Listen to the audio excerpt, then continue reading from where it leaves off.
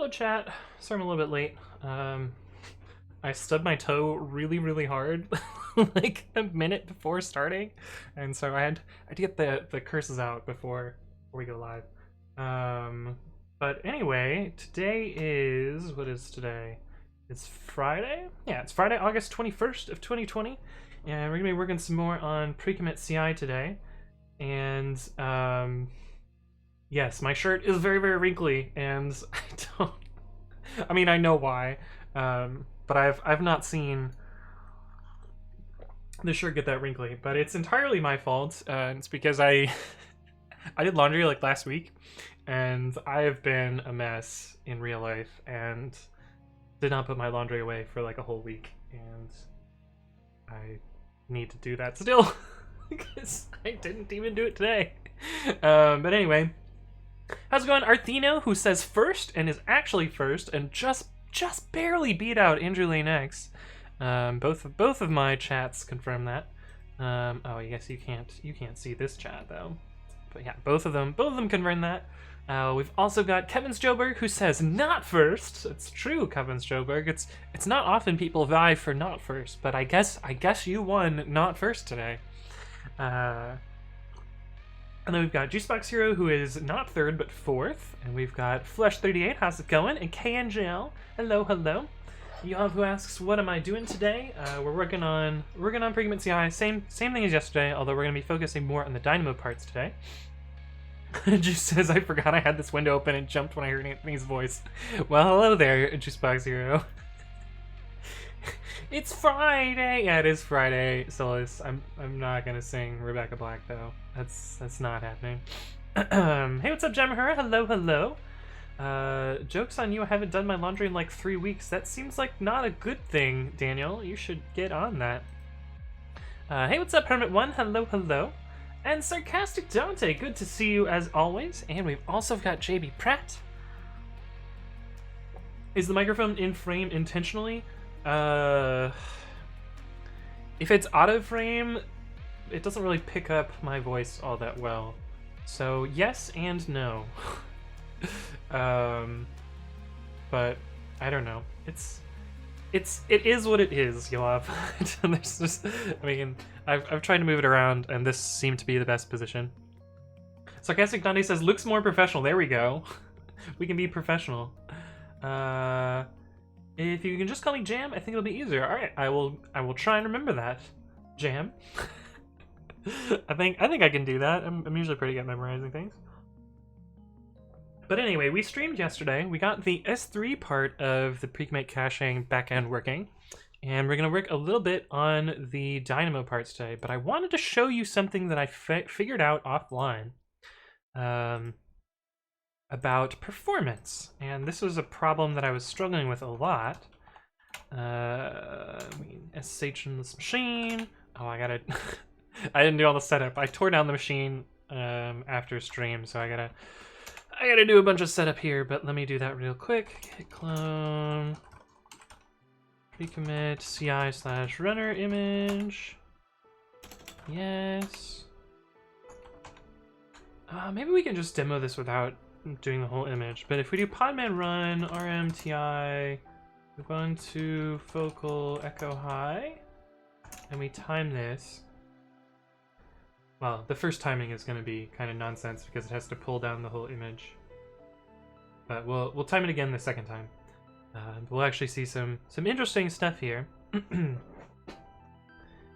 Yoav has redeemed play type racer with chat. Ooh. Okay, we'll do that. We'll let me trigger this build because that build's gonna take forever.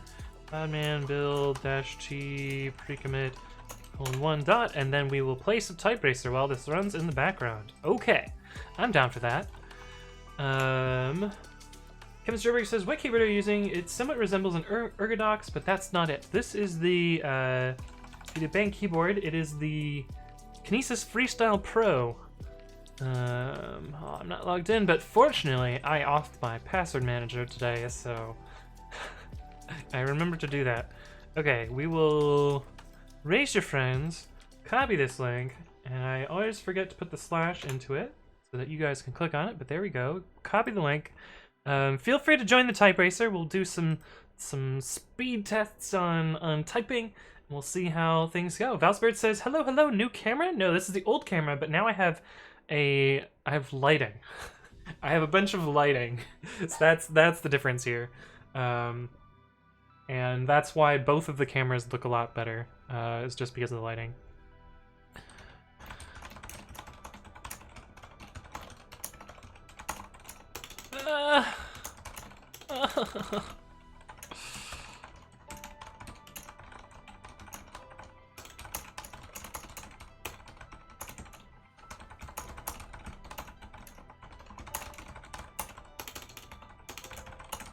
That was not a very good one. Oh, I did alright though.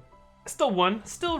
Now the hair's actually purple. Yeah, although it's mostly faded because it's like a 30 wash thing, and I think I've showered like 23 or 24 times since we put the dye in.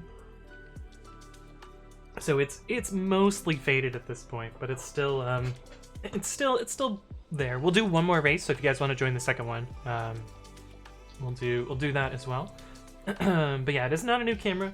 It is the same camera. I actually want to upgrade my camera, but I have not done that yet. But interesting, the lighting actually makes the keyboard camera show up a lot better than before. But it's just because of the lighting.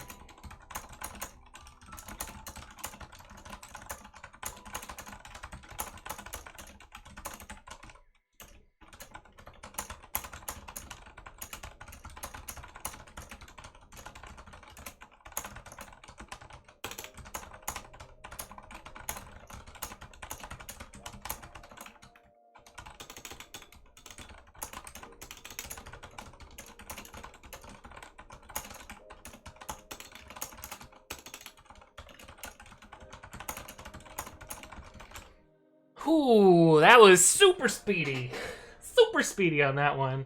But anyway, thank you for redeeming that, Yoav. This was fun. I'm getting slightly faster on this keyboard too. 115 is about where I top out on this. But anyway, thank you for that. My favorite just chatting stream on AWC Carpet. Artino, thank you for resubscribing for 3 months in a row and 3 total.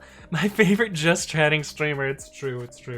I'm basically I'm just a chatting streamer that also sometimes writes a little bit of code, but I feel you there. I feel you. Just gonna go eat lunch. All right. Yoav says, wait a moment, I redeemed Play Type Racer. Yes, we did that. We did it. Hey, what's up, Jyoti? Hello. Welcome to the stream. Now the beer is actually purple. It's true. Sola says F. Is it because you lost? It's not because I'm dropping frames this time. Now you guys have me all skittish over the frame dropping stuff. Okay, but this still hasn't finished. Oh, it's right at the end, so this is almost done. F because you don't code. Okay, that's fair. But this will finish building the image, and we were seeing container startup times that were taking absolutely forever, and I've figured out a way to fix that without rewriting all the code, even though we already rewrote all the code. Hey, what's up, Flux Quantum? Thank you for the follow. Welcome to the stream. Hopefully your day's going well. Oh, this is still not quite done. Yoav says, which password manager do you recommend? I'm using Bitwarden, and I absolutely love it. There are like maybe 1 or 2 things that I don't like about it, but I will just probably fix them if I ever get the time that I'm not working on this project. And most of the gripes are around like the mobile app is a little bit fiddly, and but the cool thing is it's entirely open source, so that's pretty dope. Ruthina says, is it sound safe Kappa? Right. Well, it isn't if I type my password, my unlock password on stream. What's the name again? Bitwarden. I'll just type that into chat for you. Should almost be done, right? This is actually demoing one of the problems with the way the containers is set up right now. The runtime inside the containers is super fast, but the starting and stopping of containers is super slow. And I'm going to show a way that we're going to fix that. I've already done it on my local machine, So like this takes, oh, we forgot to put time in front of it. This takes like usually between 200 and 1,000 milliseconds. Ooh, that one was slow. But when I was using the other setup, this was taking like between 3 and 4 seconds just for like the trivial focal container. Fortunately, we'll be able to see a better timing comparison on this machine because it, you know, well, I guess it is a shared machine, so it'll still have variable I/O, but it'll at least be a little bit more guaranteed I/O. Because most of the slowness is in I/O. Okay, this is done now. So this is what we were seeing before. Podman run TI pre-commit:1 echo hi, and this took many seconds to complete. Holy crap! talk about not an understatement there. It is still booting up. But yeah, it took like 13 seconds to start a container, which is insanely slow. But I will show you a way that I'll be able to get this down to 200 milliseconds, which is a drastic improvement. Now the first thing we're gonna do is we're gonna change. So Podman by default, Podman system info. Podman by default uses what's called the VFS graph driver, which is basically a directory representation of your actual file system in VFS. And in order to start a container, it has to copy the image into VFS because containers by default, I believe, are in overlay arrangement of files. And we can easily fix this by just using the overlay implementation of the graph driver. However, that breaks some stuff, so let's start by enabling the overlay driver. Config containers storage.conf. Right. Ugh. I know, we'll install Nano. Because we don't have any other text editor on here. I could install Babby, but it's actually going to be fewer commands to do this, and we have to do this apt update anyway. Hey, what's up, Tannenbiff? Hello, hello, welcome back. Good to see you. Oops, make dir -p dir name bang dollar. Okay. So in order to do this, we need to do storage engine equals overlay. This will trigger the overlay engine to be used for Podman. Now, if I remember right, this is not enough. This will trigger an error here.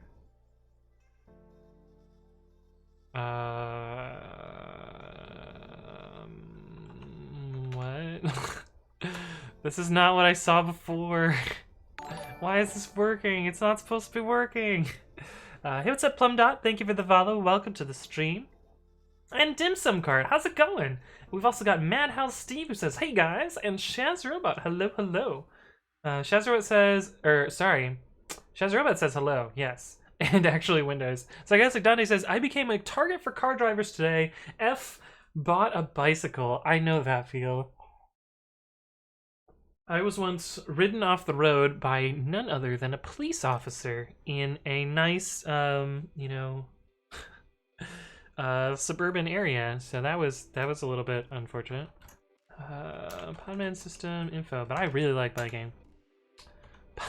Padam system info. I have not made that type of before, but that's pretty funny. Oh, this didn't actually change the graph driver. What the fuck?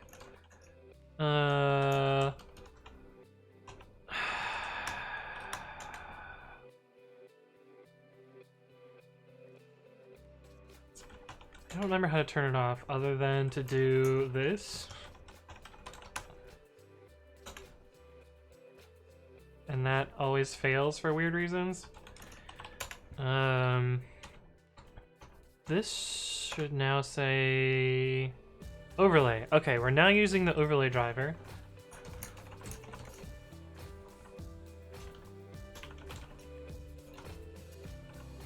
Which should now be, well, it'll be slow the first pull, and then it'll be faster. Plumdot says F. Hey, what's up, Plumdot? Hello, hello. Madhouse Steve says, this is working. Why is it working? It should be broken. Half of my career is a dev. It's true. Well, when I played with this before, it was very much not working. Okay, this is the 200 millisecond startup, but this is for Focal. But I know that this is going to break for another reason. From Ubuntu Focal run echo hide f run rmf.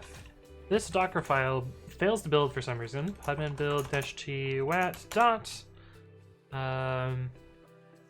With this mysterious error processing tar file operation not permitted error. And the reason is because it's deleting a file, and for whatever reason on Ubuntu, Podman's overlay driver does not work unless you install a separate thing. So you have to do sudo apt install fuse overlay fs or something like that. The following packages will be removed.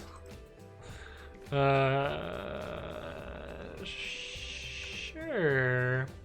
What could go wrong? Someone says fuck the police, right? Hey, what's up, rollers? Hello, hello, welcome back. Dan Claudio Pop says, hey, I'm working on a very specific PyTest plugin which programmatically ingests a test. The report header says collected 0 items where it should be collected 1 items. Here's the oversimplified issue.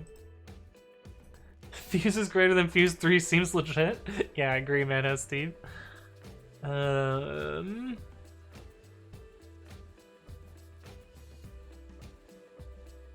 Interesting.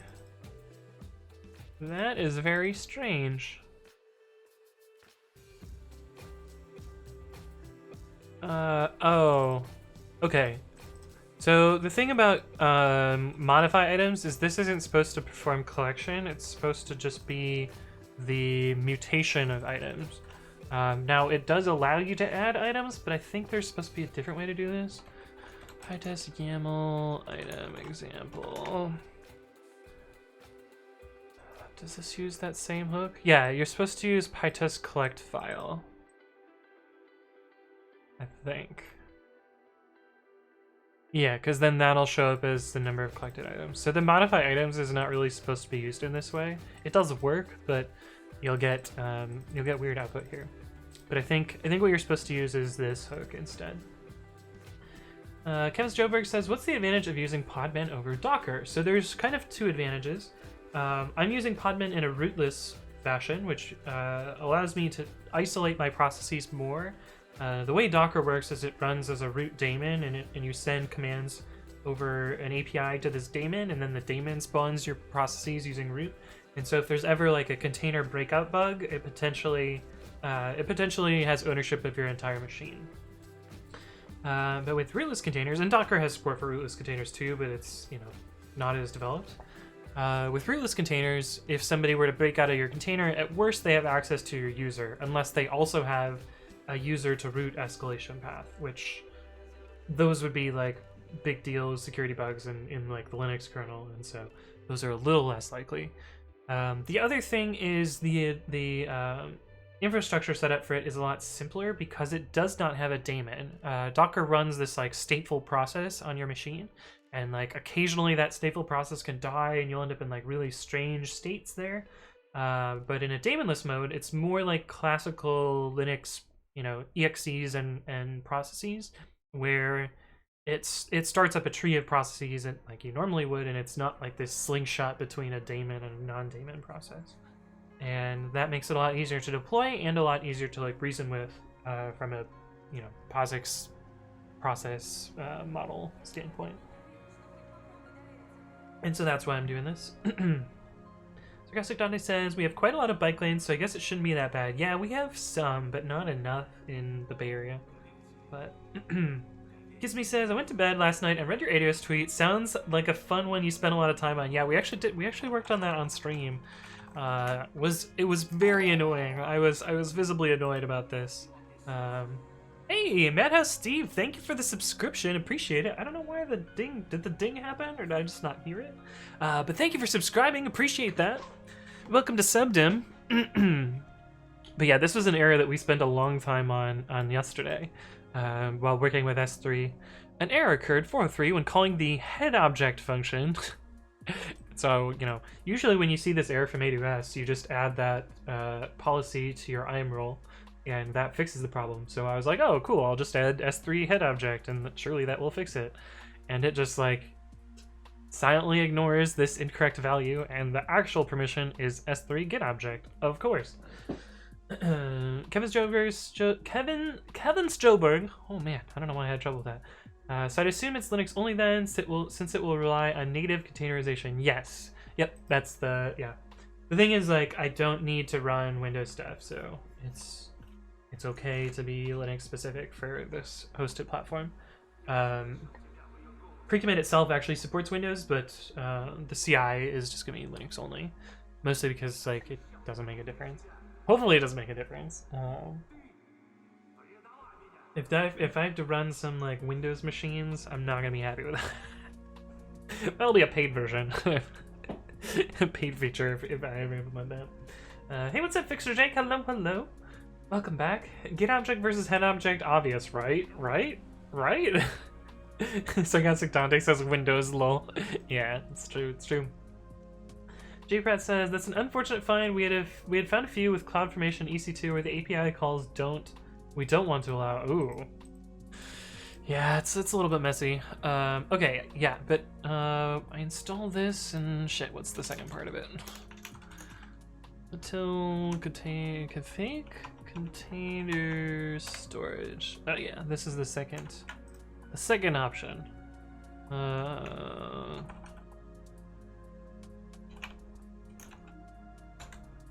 Second bit is this here, and then we should be able to build this. Podman build -t wat. Yeah, okay, so this now successfully builds because we're using Fuse overlay FS. This took me like 2 hours to find this fucking option. It's buried in like a common problems readme, and like I scrolled through a whole bunch of issues on Podman and stuff with this like mysterious error message and stuff. But we got there eventually. Hey, what's up, Worthen? Thank you for the follow. Welcome to the stream. Yo says it does support Windows and Microsoft wants to collab with you. Yeah, they don't really care. They just want me to use their cloud platform. Oh, Sarcastic Dante, I'm doing a stream. I don't know what date it's going to be yet, but sometime in September, where I'm going to be porting pre-commit.ci to Azure just to like try and see how it'll work. And Azure is going to be sponsoring me, which is going to be pretty cool. But yeah. Oscar Allen says, Podman, huh? Real container hipster. Yeah, a little bit. It's not that hipster though. Meta Steve says, can I do a small bit of extreme info, no links, etc.? You can post links. You can do whatever you want, man. You're free to chat. Sarcastic Dante says 24-hour stream, Kappa? I mean, maybe it'll be a 12-hour stream. I don't know. Nick's image builds next? Nah, I don't like Nick's. Easy pig timer. Yeah, it should be pretty cool. Azure runs on Linux? Yeah, there are Linux hosts. We're not gonna be porting this to Windows. There's no fucking way. But we'll be doing we'll be doing Linux hosts, and hopefully we'll be able to do like some one-to-one translation for most of this stuff. Timif says, hey, there is code. Question for you, my man. What do you think about config files inside a Docker image? What do you mean by config files? Do you mean like configuring system stuff in there, or like Timif says, I'm building a Docker image for some of my Airflow stuff, and I wouldn't like to inject each config file externally. I mean, you can use mounts to do a lot of that. That's how we did configuration management at both Lyft and Yelp in some capacity. We like mounted in particular things there. Like database passwords, yeah. We did that through, actually we had two approaches for that. We had a secrets manager for some of this, so you would access a secrets manager over HTTP and it would tell you the answer. Technically HTTPS, I guess. And then the other approach was mounted in files, and so we did stuff like that. Oh, cool! You're doing a giveaway. That's awesome, Matt Steve. IIS configuration streams. I would leave so fast. I don't think we're gonna be configuring IIS. I hope not. Sarcastic Dante says, I had no involvement, but I'm proud. Microsoft developer reveals Linux is now more used on Azure than Windows Server. Yeah, I mean, this has kind of always been the... Hasn't this always been the case? Oh, I guess only since 2017 did it eclipse that. Interesting. That's pretty interesting. I didn't know that. Tinbiff says, the problem with Mount is that... what about external clusters of work? I'd have to make sure that these configs are available on every machine. Yeah, are you working with like Kubernetes or something, or... Because Kubernetes has a concept called config sets, which lets you do stuff like that. Celery. Well, I mean, you gotta get the stuff onto the machine one way or another. I'm not quite sure how you do that, but one way or another, the files have to end up on disk, and as long as they end up on disk, like, you can mount stuff into these. Nice, that's awesome, Madhouse Steve. Okay, cool. But anyway, yeah. So we fixed this image build here. We need to rebuild this podman build. This will take a while, but we'll see that this, you know, it used to take 13 seconds to start this image. We'll show that it's a lot faster now. But while that's running, I'm gonna actually work on the Puppet code for it. This is not what I intended to work on, but I didn't get it done last night, and I told myself I'm gonna go to bed at midnight. And I actually stuck to it instead of being like, I'm so close to finishing this. I'm gonna stay up until 2 in the morning and finish it. But yeah, I decided to, you know, actually get some sleep instead. Kevin Jowick says, I'm doing some C exercises, and in one of them, I'm supposed to enter a number between 0 and 32,767 and convert it to octal. Is there any reason to the upper limit of 32767 that I'm not aware of? Yes, I believe that is the upper bound of signed short. So it would be 2 to the 15? No. 2 to the 23? Wait. This is binary.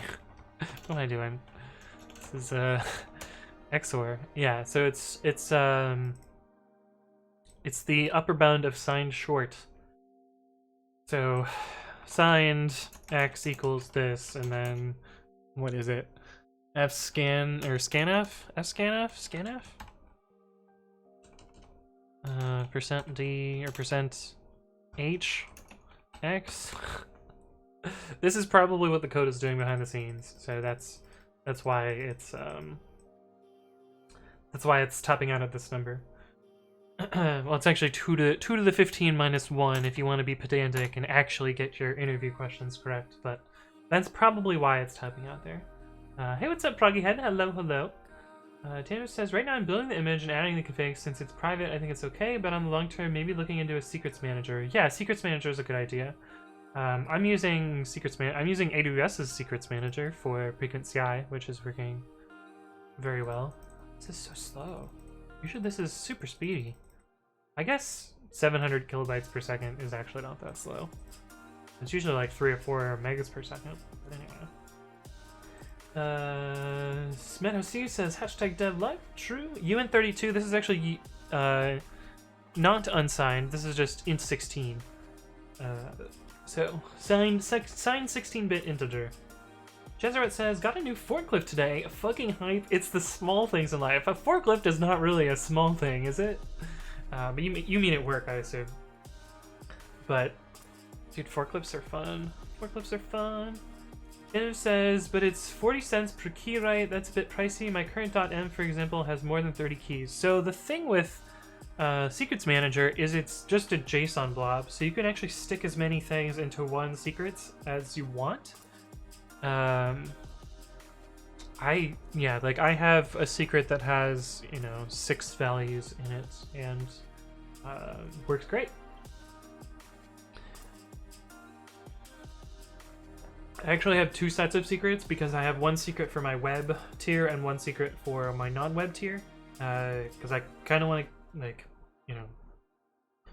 I kind of want to keep those concerns separate and not give access to all of the things that don't need them. And so I'm going to pay 80 cents a month, but even that's like pretty cheap, Joe's Joker says it makes sense. Cool, yeah. Signed 16-bit integer. I don't know why they would use signed 16-bit integer in the year of our Lord 2020 instead of just, 64-bit int like everyone else.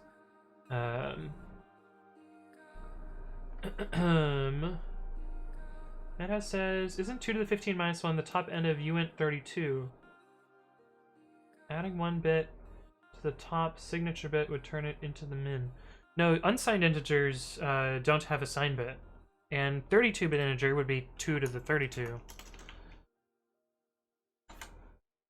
Would be this number. This is the maximum for unsigned 32-bit integer. This is the maximum for signed 32-bit integer. And this is the minimum for signed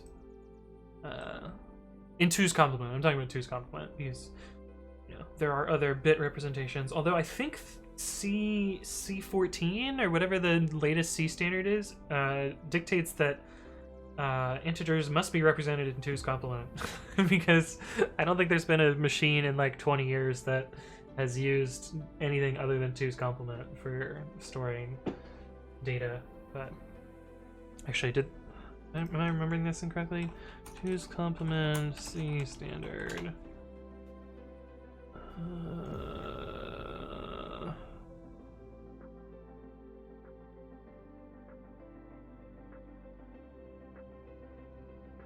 New proposal. Okay, maybe it's not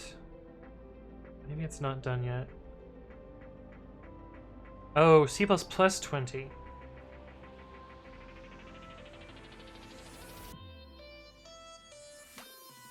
How did we get the drop song so early this stream? How do we get this so early this stream? Oh, I have it on shuffle. That's why. That's why we got the drop song so early. Hey, what's up, Broken Mirrors? Hello, hello. Potato says, but if it's per key, I wouldn't like to pay like $80 for a bunch of secrets. Yeah, you don't have to do that. Maybe 16-bit because it's 1998. Yeah, it's 16-bit. That's what we determined up here. 2's complement, best complement. Oh, did I spell it wrong? No, I spelled it right. I spelled it right. Don't you get at me. Oscar Rollins says you can check them with np.info, np.int16.max. We don't use a numpy on this stream. Andrew Alex says I don't even like the song anymore. The song's so good. It's so good. Hey, what's up, James Stu? Hello, hello. Tanner says, do you manage all the secrets through Terraform? I do not manage any of them through Terraform currently. So the way that I set them up is I create the secrets in Terraform. So I create the secrets object. So I have one for GitHub API and one for web. These are my 2 secrets. And then I set some policies that other roles can access these secrets. And then I have a script that I run during Bootstrap of my AWS thing account. That's what it's called. Where I retrieve the secrets from my local credentials and write them into the 2 secrets using put secret value. So I'm currently manually uploading the secrets, but it works well enough for me. James Stu says, how's your day going? Pretty well. I've been extremely bad about exercising this month for some reason. Well, I know exactly why the reason is. I mean, I dyed my hair was the first thing, and I sweat a lot when I exercise, and so, like, my face would get, like, completely purple, and, like, I'd get purple on everything. Hey, what's up, NPXBR? Thank you for the follow. Welcome to the stream. And so I hadn't been exercising much this month, and also there was a heat wave, and also I partially sprained my foot on a hike last week, and there's been the air quality issue. But basically, I haven't been exercising this month. And I know they're all excuses by Tosh. You're right. You're right. It is completely just excuses. But anyway, I did some exercise this morning, so I'm feeling good about that. Kevin Stroberg says, I'm using int in the exercises, so I guess on most systems it would be either 64 or 32 bits. I assume they chose that number to account for platforms where that wouldn't be the case. That's really weird. like, how old is this software that you're dealing with, Kevin Stroberg? Because int is, you know, pretty. I mean, technically, the standard says that int is, you know, at a minimum of 16 bits. But I can't think of any system that I've ever been on, other than like weird embedded hardware that int meant 16-bit integer. But NSD says, I've been bad about exercising this month and the past lots of months. Yeah, quarantine doesn't help either, but Shazrobot says, random question, can you activate 2 virtual environments with activator, i.e. nodev? You can, but you can't do it in like the automatic way. So the way you would do that is like .activate.sh can just be any sort of script. So like, say we have a virtual env here and a, oh, we do have nodev. Nodev and env. You can do an activate script.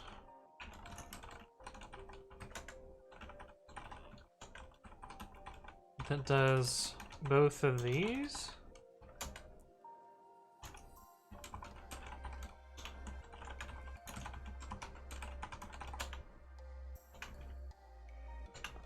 And so this activated both the virtual env and the nodev, and it deactivated both of them. I mean, you can't really see that deactivated both of them. The problem is, if you were to delete the nodev and then cd here, it actually errors on activation here. Due to this file missing. So it's not perfect, but you can do it that way. 16 bits is for that one router buried deep in the mountain somewhere, right? Yeah. Kevin Stoberg says, I've been reading the book K.N. King C Programming, A Modern Approach. I've not heard about that. Juice says, quarantine plus heatwave plus smoke equals I haven't run for 2 weeks. Yeah. I mean, for me, it's been a little bit worse than that. Let me see. I haven't filled out my spreadsheet in a while either. That's how bad I've been about this.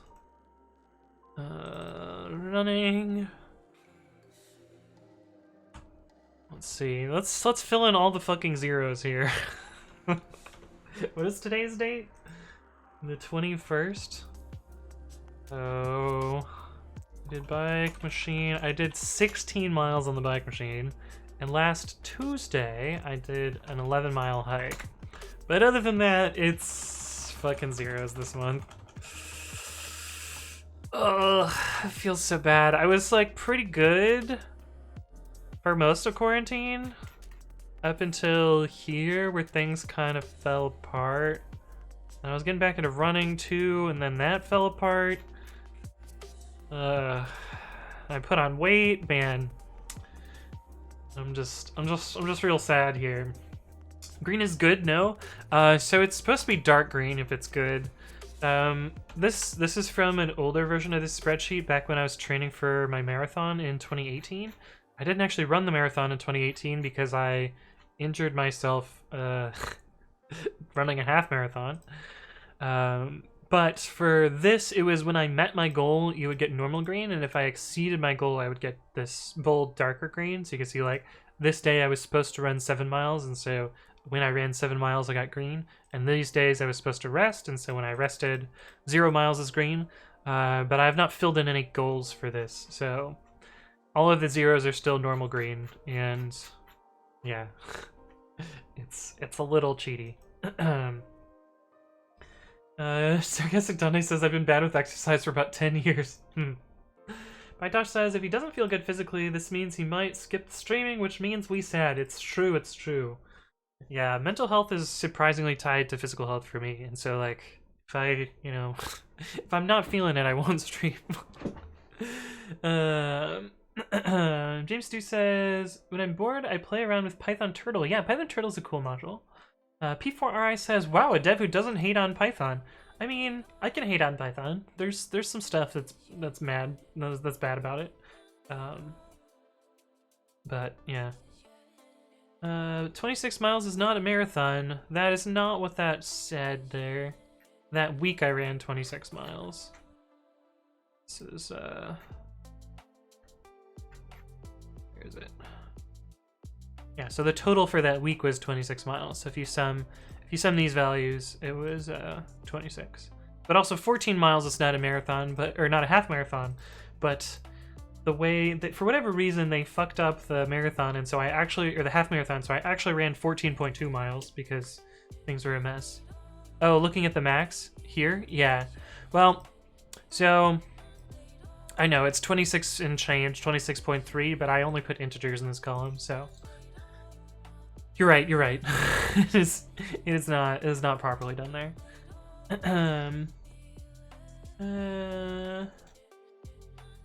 When you say router, I say router. Oh, I see. Is that what you're going with? Tomato, tomato. This doesn't really work when written down. It's true.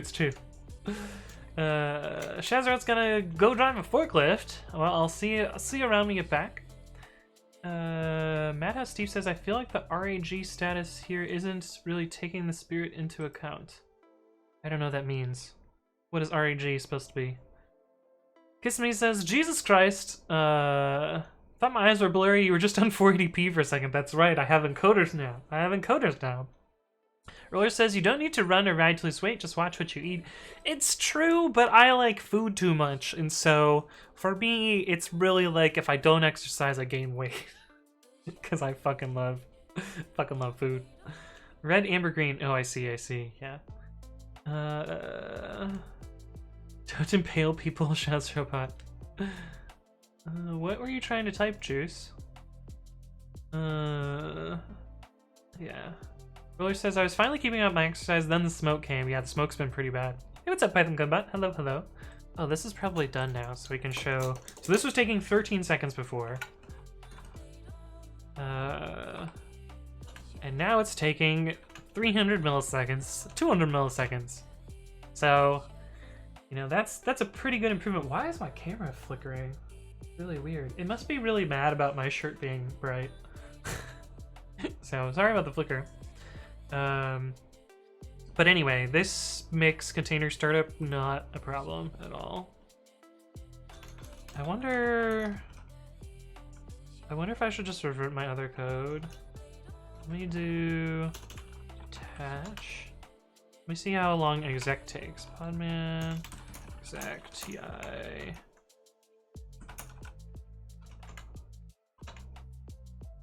No, this is still faster, but it's saving hundreds of milliseconds instead of more than that.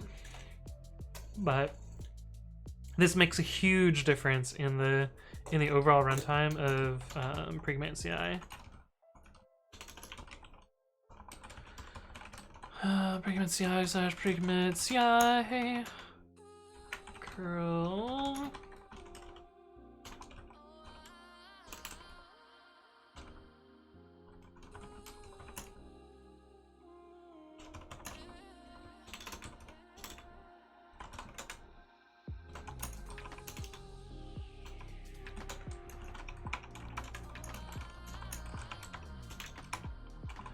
Still some stuff here.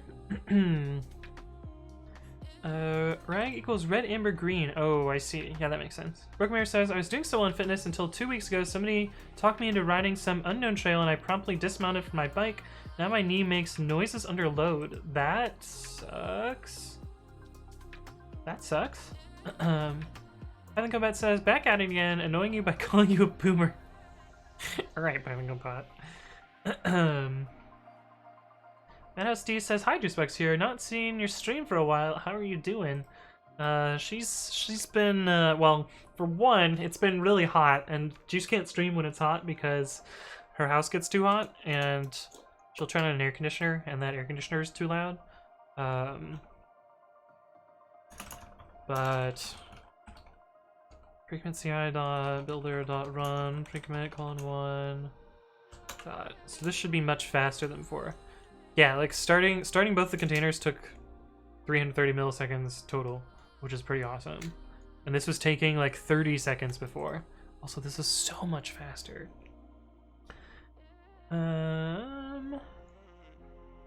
Madhouse Steve says Q hundreds of milliseconds is 50%. Well, it was taking like 30 plus seconds before, and now it is taking hundreds of milliseconds, so That's gonna make a big difference, is what I'm saying. Soul says, I have been going to gym. I had been going to a gym, but COVID, yeah, COVID kind of screws that up. But you can always walk outside. That's always an option. So we'll rerun this again once this finishes, so that it's not providing the build. So the build took like 38 seconds, and now it's taking, 600 milliseconds. This is so much This is so much faster than before, which is really exciting. I'm pretty happy about that. But yeah, we're gonna try and automate this in code. Is it just me or is the music kind of loud today? I swear, like every time I stream, it's a different volume. Hey, what's up, Void Rose? Hello, hello. Not much. We're first doing some configuration management in Packer today to use the overlay driver instead of the VFS driver for podman, which makes things super speedy. Puppet modules.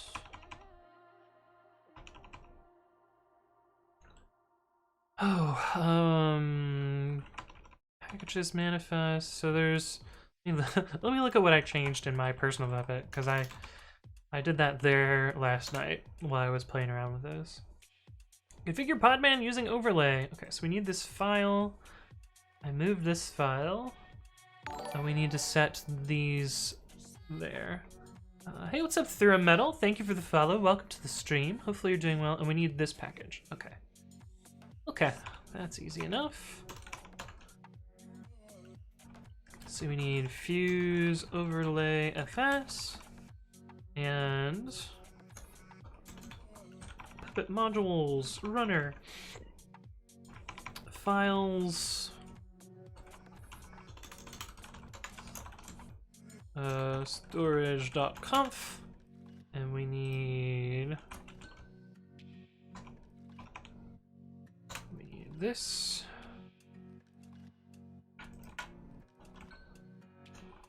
And then we need puppet modules runner manifests podman.ep.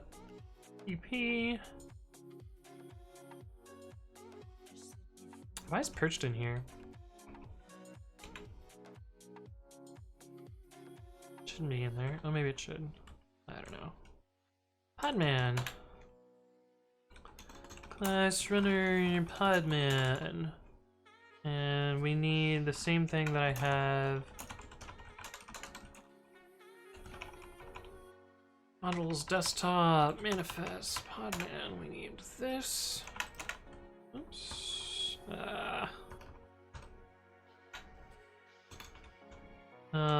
We need to map this for both users because we have an Ubuntu user and we're going to have a PC runner user. Eventually the Ubuntu user won't be running containers at all.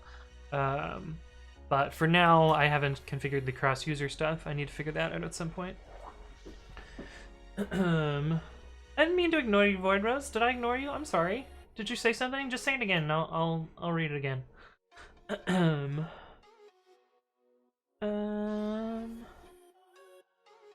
Mad Steve says time to move out of the city. Yeah. Jim and I go for lots of walks. That's good. Hey, what's up, Ethan Typing? Hello, hello. Welcome back. Voider says super speedy. Hell yeah, it's true. Zoom zoom. Hey, what's up, Theorem Metal? Have I seen you before? I feel like I haven't seen you before. Welcome to the stream. I didn't make PyTest. I am one of the core devs though. Holger made PyTest a long time ago, but I'm one of the 4 core developers on PyTest right now. There's probably like 50 to 100 people that have commit bit, and I'm one of the 4 in core. But yeah.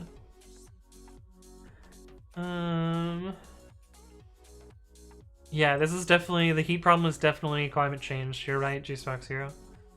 Dear Metal says, what does it take to be a core dev? So I can kind of talk about my progress to becoming a core dev on PyTest.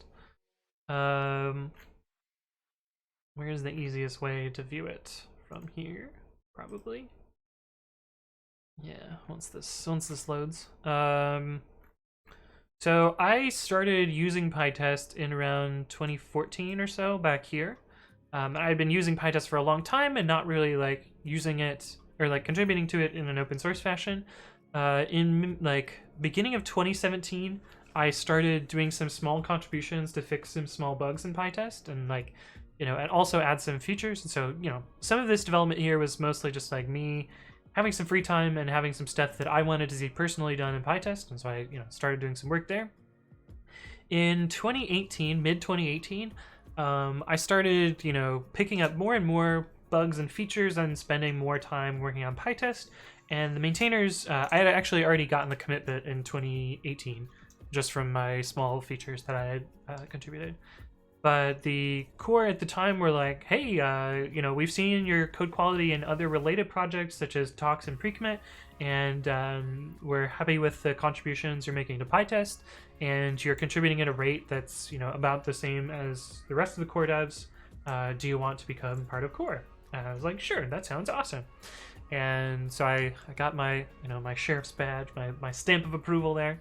And I've basically been contributing at that rate since then. Most of what it comes down to is issue triage, fixing some bugs and adding features occasionally. I've been not so good about contributing recently, at least contributing code recently, because I've been super busy with other stuff. But yeah, that's basically how it happens there. Meta Steve says, I just moved and this is my view. Ooh, that's pretty nice. Got quite the landscape there. At least you're not staring into the side of a building like a lot of places I lived were. But yeah. But anyway, that's kind of how I got into that.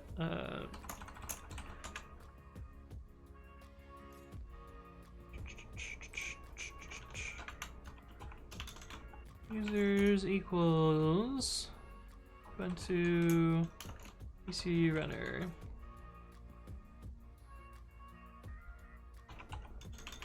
To do what? When Ubuntu no longer runs containers, factor this out. Users.each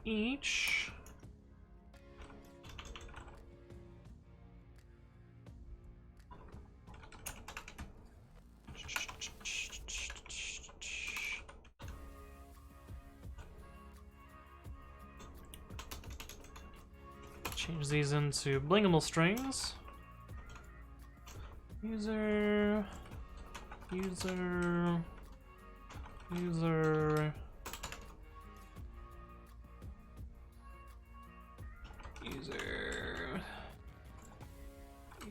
And these actually, I think, need another dependency.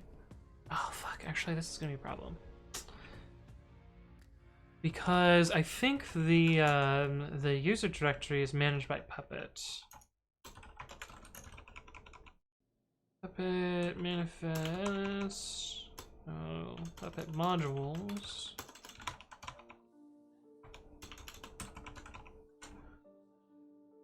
Yes, the home directory is managed by this. Okay, so we'll actually not do the fancy loop here. We'll just do some solid copy paste. To do when the Ubuntu user is no longer running containers, delete this.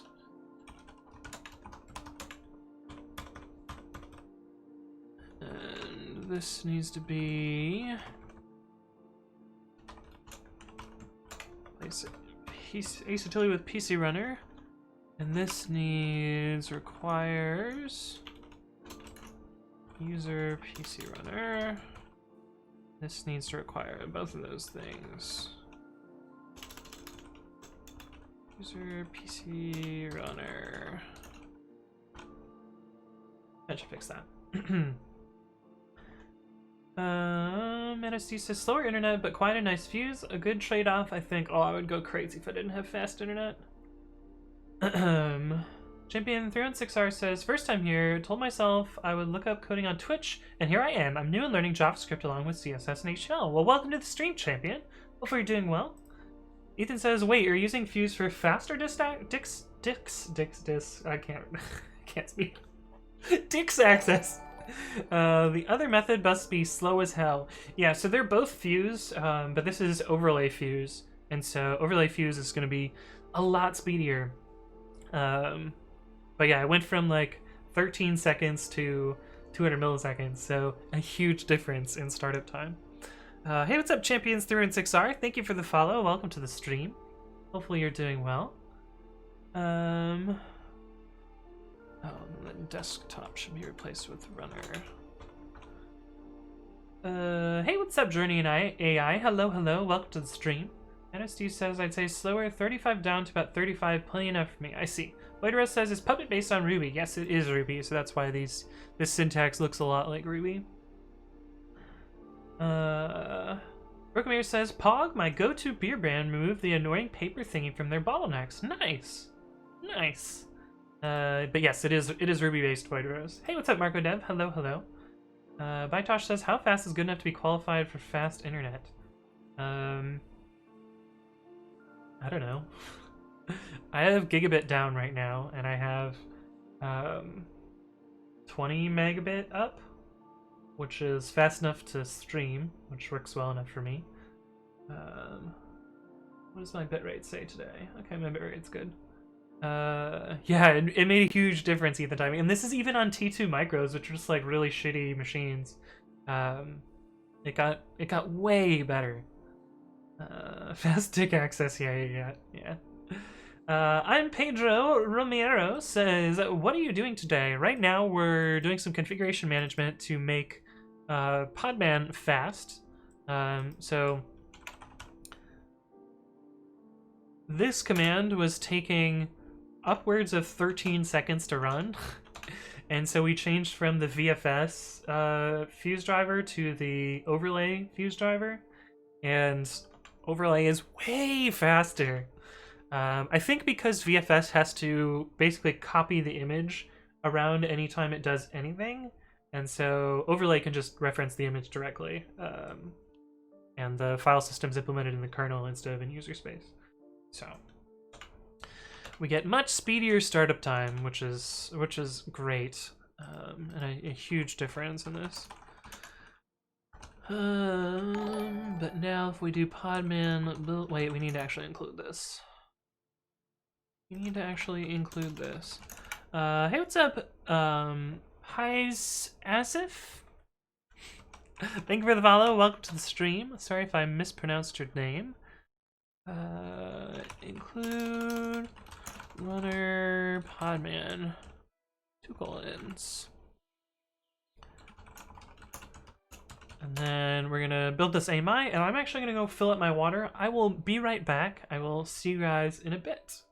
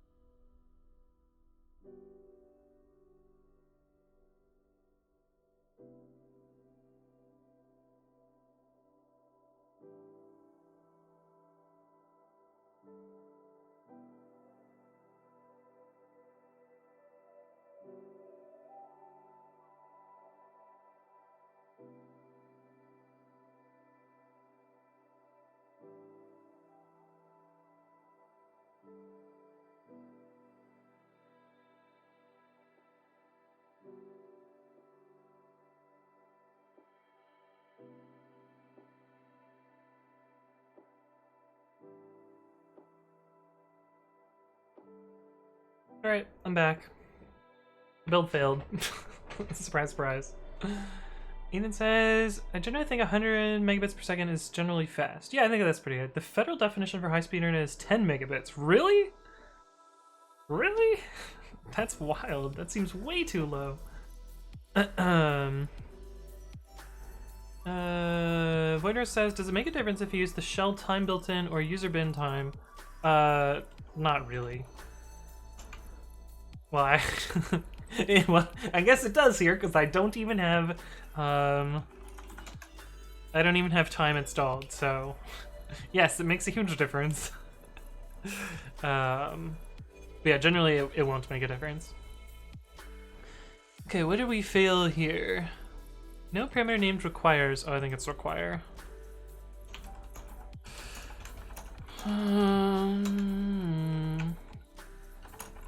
Oh, it's in a new file too.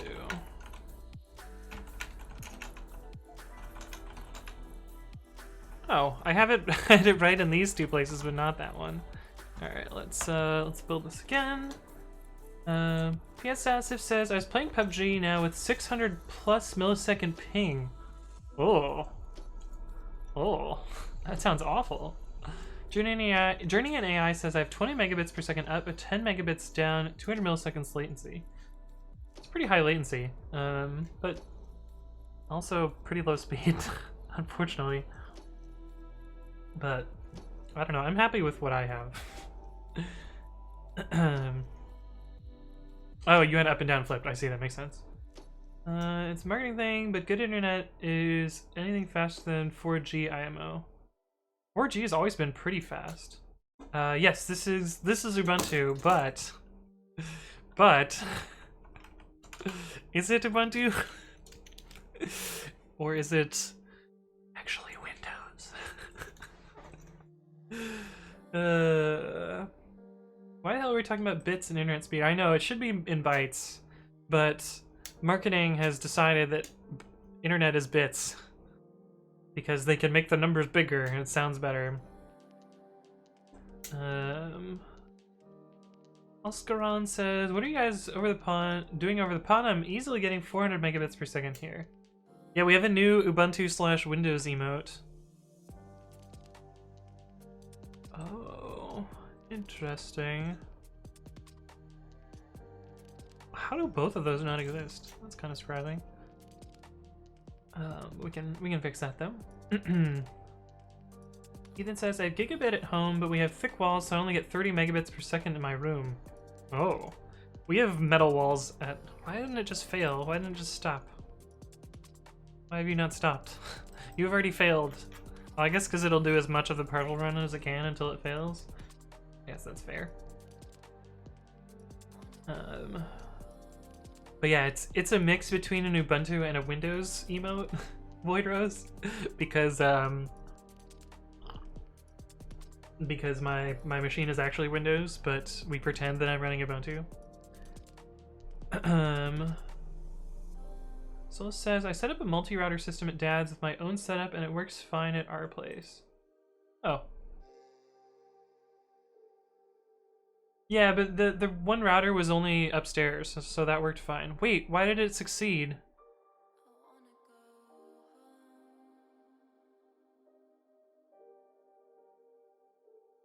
Hold up. Hold up.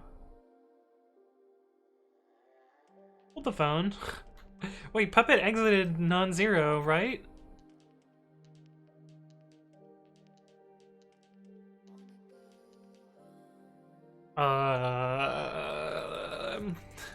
Okay, well, we've got two bugs here. Imposter Ubuntu user, right? VFIO is the future near-native Windows VM performance. What is VFIO? I should Control-C. Oh, it's too late. What is VFIO? Virtual something? Exposing direct device access to a user space. Oh. That's cool.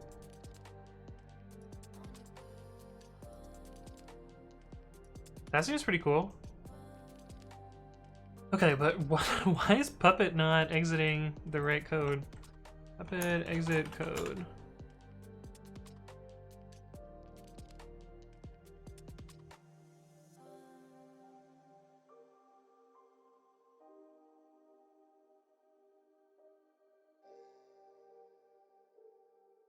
If Puppet is able to apply catalog, it will report an exit code of 0 even if some resources failed. You can change this behavior by running with detailed exit code.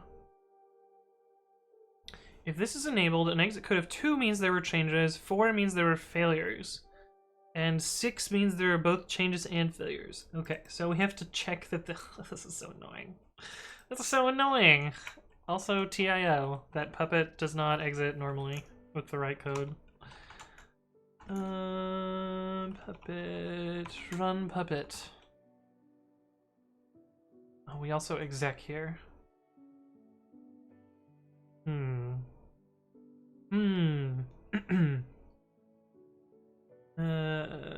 If it works, don't touch it. It doesn't work though. It's failing to fail, the worst type of failure. Ethan says, I've been wanting to do VFIO in boot Linux, but I could never get it to work. I see. Twitter says, have you ever contributed something to Linux? I don't think I've contributed to Linux directly, but I've contributed to other projects that are managed by the Linux Foundation. Like I have contributed to Git several times. I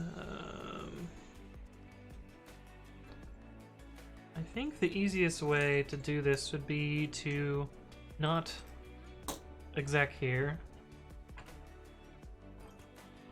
Equals subprocess.call.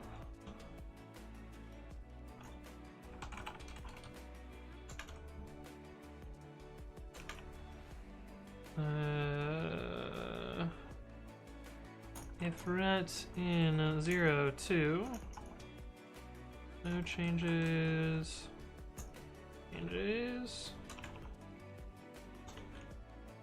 return 0, otherwise return 1. And this no longer becomes no return, it becomes int.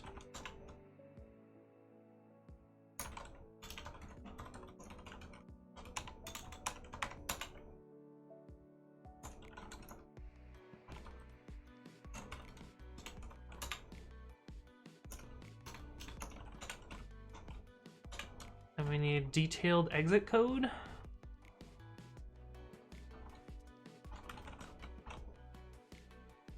What an annoying behavior. I was surprised the Puppet did not follow the standard. Right? Right. I agree. Alright, we gotta go delete that AMI too. EC2. And then AMIs. Oh no, which one is which? I'm guessing it's this 1 PM one. Actions, deregister. And then snapshots. We gotta get this one. Delete. Okay, so this should successfully fail now. I want to make sure that it fails first. Task failed successfully, right? Hey, what's up, GM Knight? Hello, hello, welcome back. Mytosh says, at the moment it is more like failing forever and ever. Yeah. Yeah. Yeah. Hopefully this will work now. Hopefully this will work. Unfortunately, this part takes forever. But I had no idea that it would successfully... that it would exit 0 when it's actually failing. That seems so dumb. And I bet they can't change it now because it's been that way forever.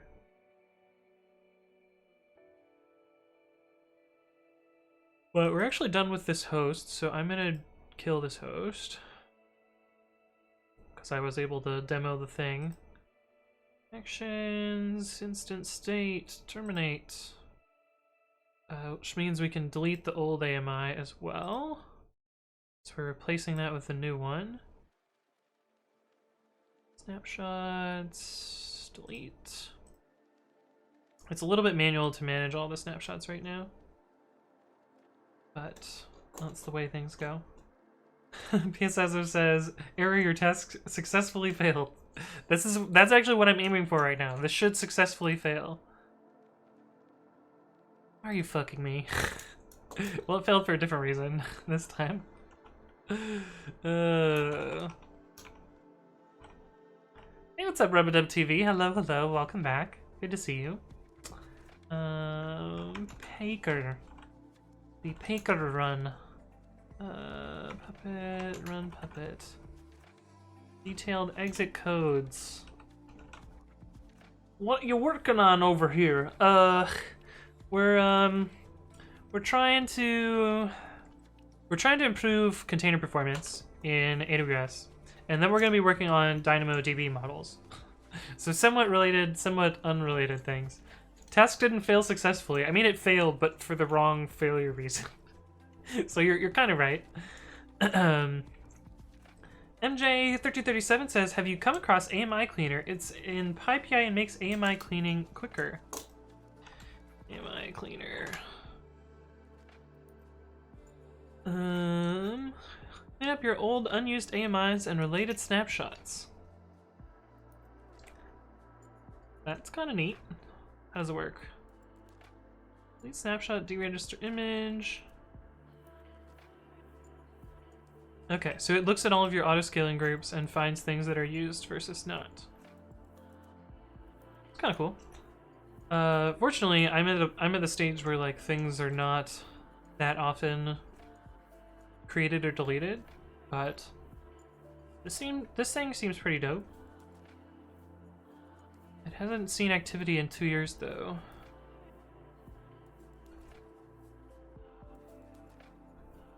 Has this project been abandoned?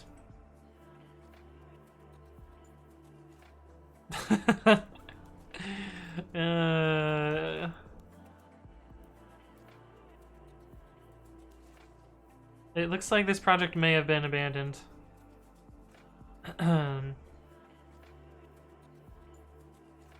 Vytosh says you had a typo? Yeah, I had a typo. This should correctly fail this time.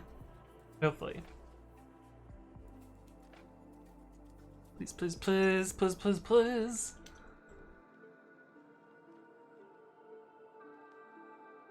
Of course, it has to do all of the other work first, since there's no fail fast. Oh, maybe is there a fail fast? Puppet. Fail fast.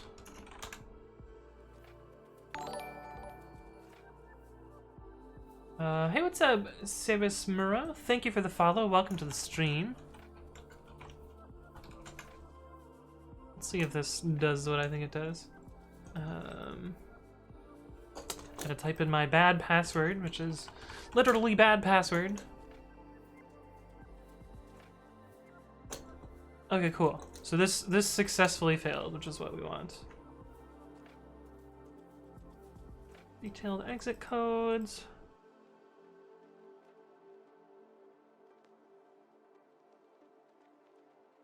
Looks like there is no fail fast.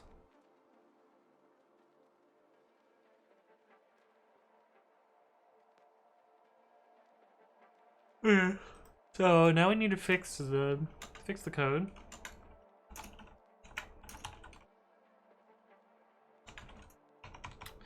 Puppet modules runner. Manifest podman.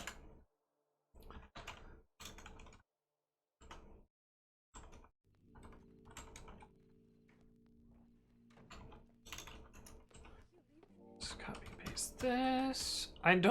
It's kind of annoying that there isn't like a recursive directory support in Puppet, or at least I don't know how to do it. Maybe somebody who is smarter at Puppet knows how I can avoid having these 3 resources to make, make.config, then make.config/containers, and then make.config/containers/storage.conf. But I could not figure out how, so we're doing it this way. Until then. Okay, let's try this again. MJ says, AMI Cleaner from IDs is the shortest way to use it. I see, nice. Yellow says, let's say I have a function that can get 1 or more exception types. How can I write the type annotation? Currently, I wrote this, but it's not complete. This is how I've written that before.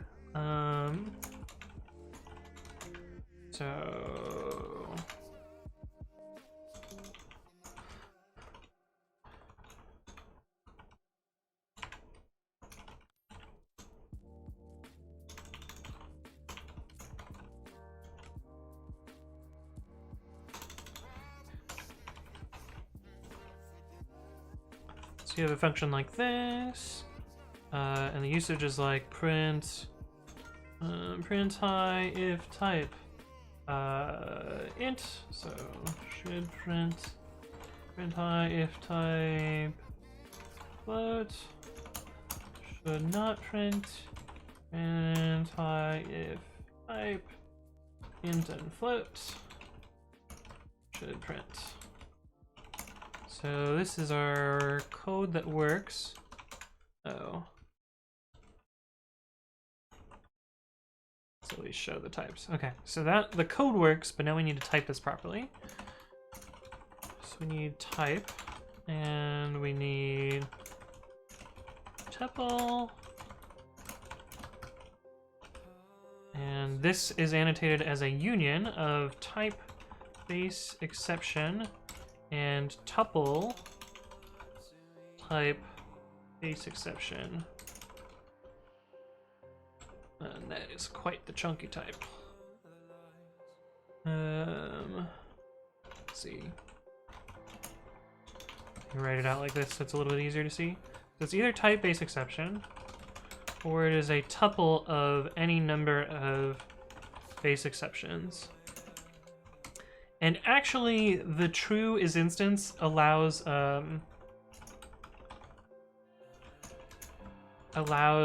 nested tuples, recursive nested tuples, but I think this covers almost all of the cases that you actually care about.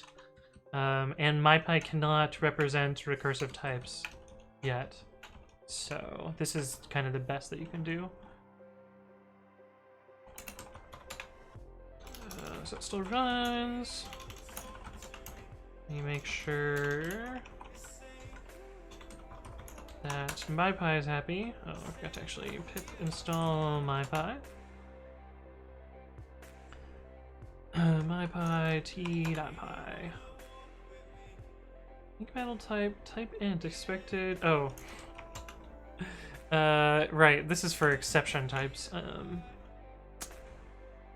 I guess we'll do that instead.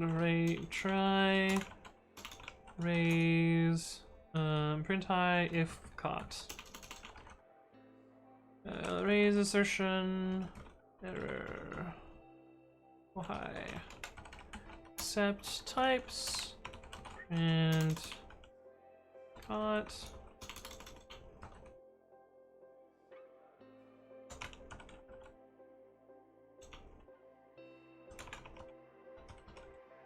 Let's try this again. So it should print for assertion error. It should not print for type error. It should print for assertion error or type error.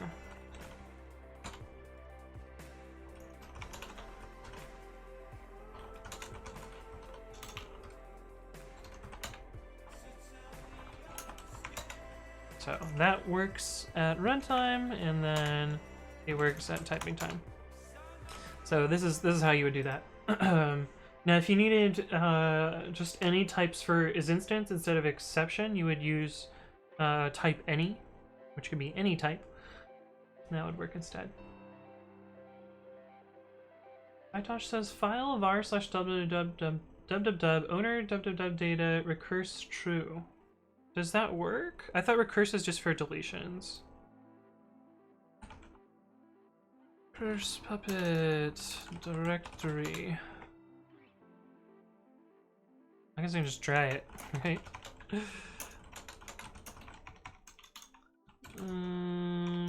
Manifest.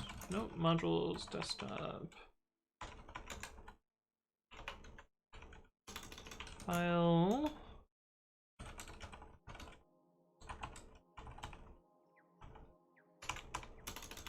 Owner, acetyl group, silly. Ensure directory recurse true.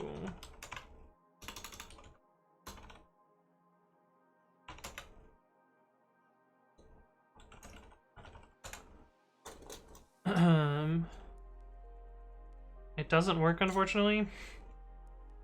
It would be nice if it worked. Yeah, it doesn't work. Cool. But actually, that's kind of a good idea for a video. Big idea: typing of exception types. Tuple versus not. Put that into a video. But yeah, this doesn't work. It would be cool if it did. Ethan says you can probably make a helper. Here's a pure Puppet solution to make dir-p dir-name file path.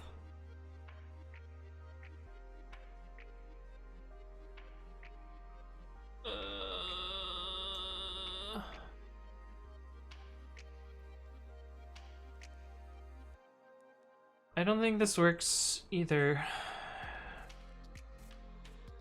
Because it relies on this being ordered. I mean, it probably works, but it probably doesn't.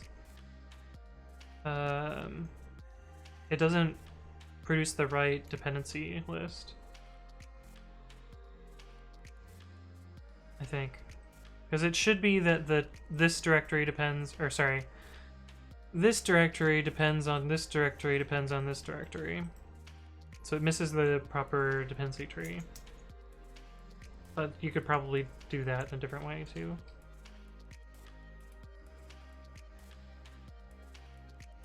But anyway, I think I'll just write it all out. It's not the worst. It's just a little bit unfortunate. Hey, what's up, A5Kill? Hello, hello. Welcome back. Good to see you. Gov says, forgot the union. Thanks. Yeah, no problem. Bytosh, yeah, it doesn't work, unfortunately. Hey, what's up, Fudu? Hello, hello. What are we doing today? We're making the podmans fast instead of slow.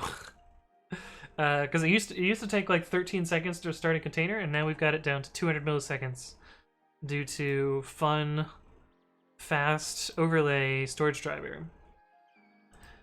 Let's see, we can launch a new instance with our thing here. Oh, we should write a little test for this, right? Oh, but then we'll have to rebuild. Dang it. Podman system info.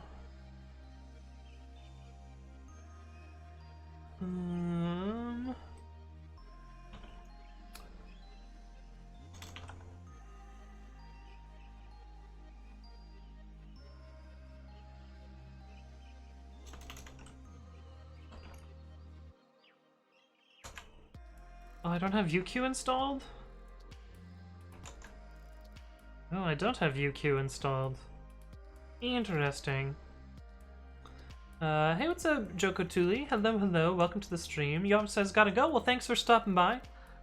I'll see you around in the future. Ethan says, oh shit, yeah. Yeah, unfortunate.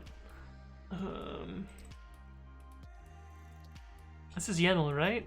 YAML? Problem is I don't have YAML in my test suite. I have no dependencies in my test suite. Pre-commit.ci.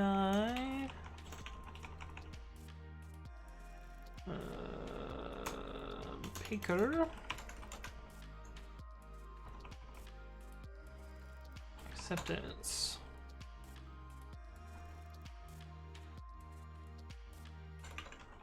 Tests. PC runner uses PC runner podman uses overlay driver.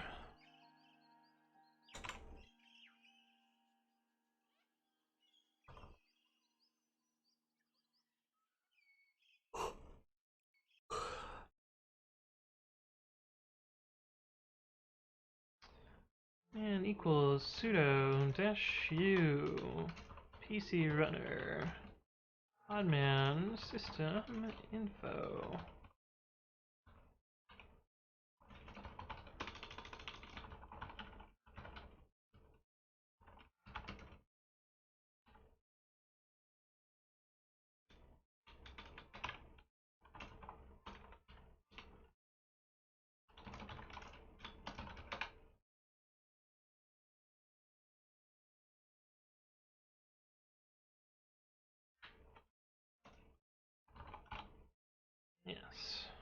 That should work. And this will fail, I believe, right now.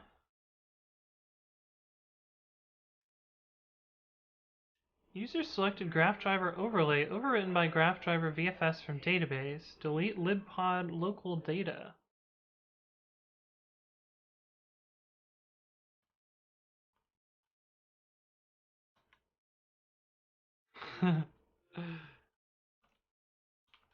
Oh, right, because I didn't fully set things up here. Local air containers.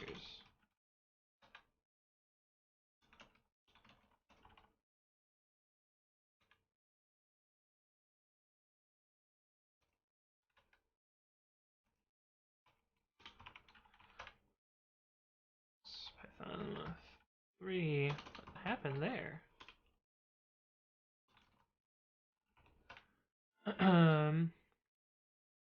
Hey, what's up, Shazro? I'm back.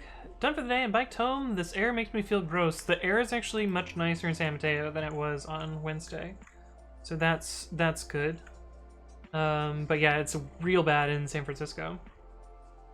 Yeah, and Shazrobot has helpfully done Bang today. We're working right now on speeding up Podman and automating it and making sure there's tests in place so that it doesn't regress. Hey, what's up, RKJ? Hello. How are we all doing today? Doing well. Jim says, I've been having major issues with NVIDIA's drivers. It doesn't allow me to connect to another screen in Ubuntu. I think I might try with Windows with Ubuntu on it. Yeah, it might be a good approach. I've actually had good success with the NVIDIA drivers myself. That's really interesting that I don't have the configuration there, but it has picked the overlay driver. Maybe the systemd unit has changed? How do I list services? Let's see, list systemd services. Looks like I have searched this before. systemctl list units type equals service.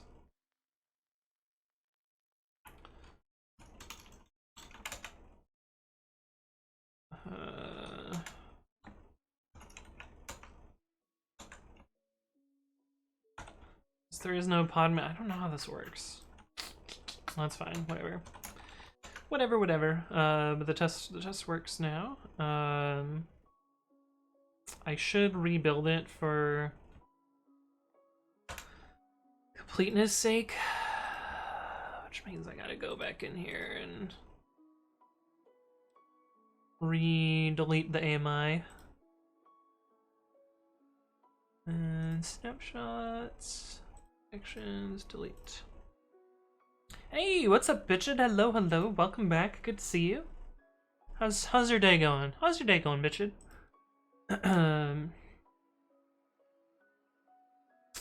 Oops. Okay, but while this is running, it's gonna take a while to run because it takes like 5 minutes to build an AMI. Let's see, what do we change here? This actually should be 2 patches.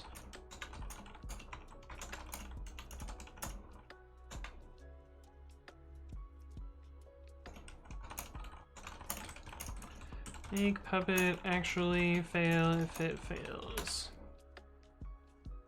I should cherry pick this patch into my own puppet.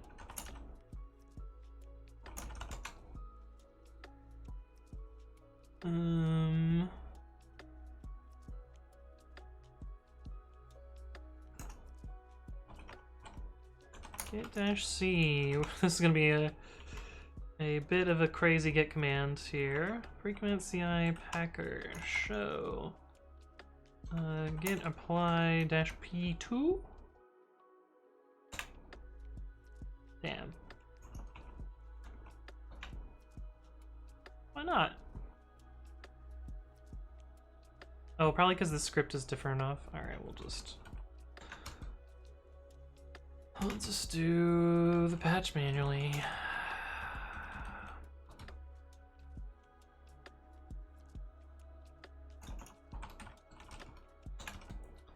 We'll just do it manually. If ret in 02, return 0, otherwise return 1. And then we need to actually grab this here.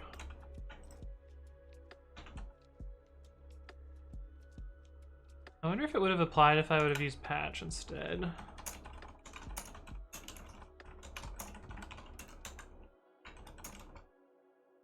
Let's see if I do patch -p2. Nope.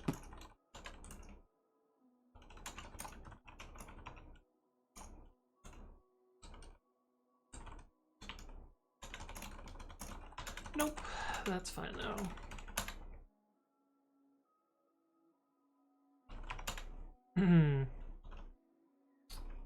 Oh, we should actually get the comment from the other thing.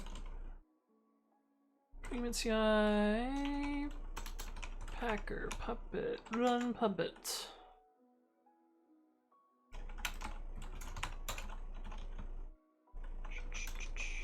We had a buddy problem there. Bitchet says, doing alright, just been doing some Python bindings in C. Ooh. Yeah, piping gets, yeah. Ethan says do it live. Yeah, it didn't work, unfortunately. We had a conflict there. Jokotuli says, what is the best IDE to do some Python code? I'm new with Python. Babby is not, probably not your best advice there. I would suggest either PyCharm or VS Code. PyCharm is going to give you a little bit more heavy lifting. That's my advice. Hey, what's up, Jacobs M1? Thank you for the follow. Welcome to the stream. You know, I could simplify this. This could be return ret not in 02.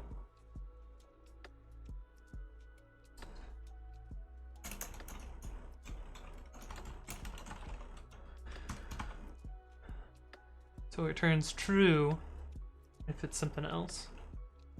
I think I like that more. Actually, no, I don't like that more. It's a lot harder to understand what's going on here.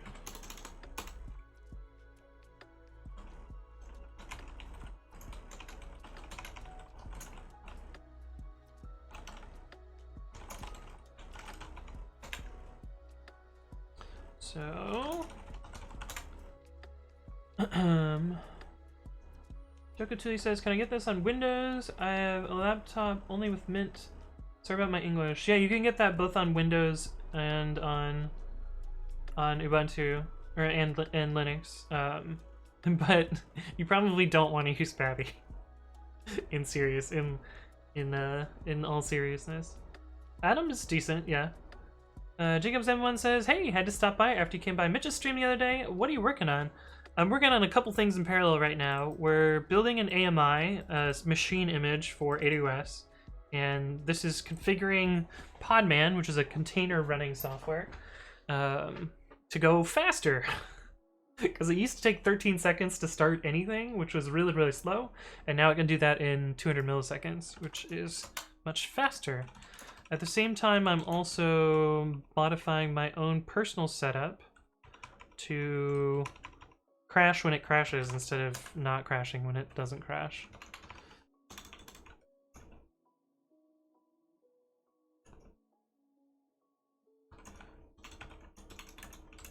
This should fail. And it should successfully fail.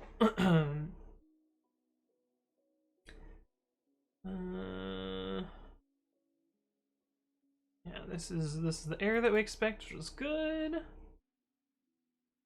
And it should have exited 1. Perfect.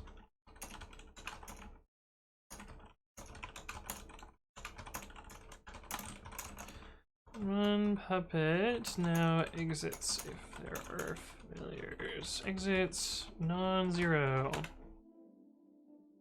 which is dope. So you're making a custom operating system to run on AWS, if I understand correctly. Yes, that's basically what I'm doing. I'm configuring a specific set of software, so I don't have to do it every time I boot the machine. And I've already mostly set most of this up. We just had to make one small change today.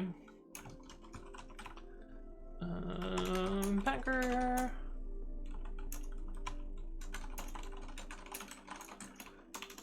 Let's see, configure Podman to use the overlay storage driver, which makes Podman way speedier. This should auto-fix my code for me. Dope. And then after this, we're gonna switch gears a little bit, and we're gonna be working on creating DynamoDB models for the caching backend. Oops, git push origin head. I'm gonna start up an instance of this AMI just so that we have something running so that we can play with this later. But this is the AMI. This is the AMI that I just created. Yes, launch. You, this guy. We'll try an SSH to this guy in a sec. I'm gonna start a slow background task on this instance while we're doing other stuff, because this is gonna take a while while I figure out the model that we want to use for. We have two data models that we have to set up in Dynamo. I currently have them working in SQLite with composite primary keys, and I think we'll be doing similar stuff in Dynamo, but with different things. How about PyCharm versus Atom? Which one is better? Well, it depends on what you're doing. I think PyCharm is going to be more helpful as a beginner, so I would go with PyCharm. And if this box would start. Oh, also, fun trick about when SSH is hung. You can do tilde and then type a dot. Oh, you have to do it really quick. Why is it not working? Oh, it's not even into the SSH part yet. Okay. But anyway, when SSH is stuck, you can use tilde dot to disconnect. That had not even gotten to the connection part yet. But you know, say this is stuck right now, I could do tilde and then dot, and it will disconnect the connection automatically, which is kind of cool. GitHub.com pre-commit.ci/runner image. Yes. Podman build -t pre-commit 1 dot. Claudio's CP says, what is Terraform? So Terraform is a bit of infrastructure as code software. The idea is that you, let me give you an example. This is an example. You basically tell it to create a, you declaratively tell it to create resources, and it will use the APIs to make those created. I guess is the one way to put it. But in this case, like I'm saying, create an AWS Dynamo table named runs that has this set of capacity and this key, and this key is a string type, and I have server-side encryption enabled. And so this will tell it to go off to AWS using my account and create this DynamoDB table. I also set up a policy here so that I can access this as well. But it's a framework to manage, so you can use it to manage all sorts of different clouds. So it's not AWS specific. You can also use it to manage, you know, any other cloud provider, some other non-cloud resources such as like Cloudflare, or like non-cloud resources called Cloudflare. Yeah. You can use it to manage like domains and DNS and like all sorts of other stuff. But it's usually used for managing external resources, as opposed to managing configuration management on the local disk. Chikotuli says, do you study? Do I study? How old do you think I am? No, I haven't been in school for how many years now? 7 years? Yeah, 7 years. I guess I study in a way that like I build stuff and I learn as I'm building stuff, but I don't go out of my way to just like study. I didn't really even do that when I was in school either. But kind of. Oh, what have you studied? Oh, let's see. Most of my education is actually in biochemistry, but my degree is in computer science. I studied at the University of Michigan. Anthony studies in the way of the blade. It's true. Claudio CB says, I'm from Brazil. Say hello to Brazil. How's it going, Brazil? Hello, hello. But yeah, the next thing that we want to do is take a look at our model, because I don't actually know what it looks like. Data... What is this thing? Data store. It's a bad name. The dumb engineer says, hello, hello, how's it going? Welcome to the stream. And Minjanek says something that I don't know how to pronounce. But welcome, welcome, welcome. And thank you for the follow, Jokatuli. Welcome to the stream. I have a new email.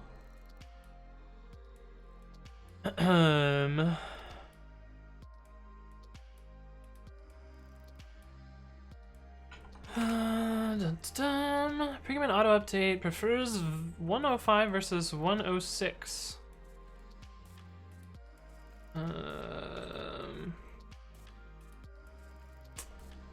If we look at the commits, I'll just clone this thing so I can explain this to this guy.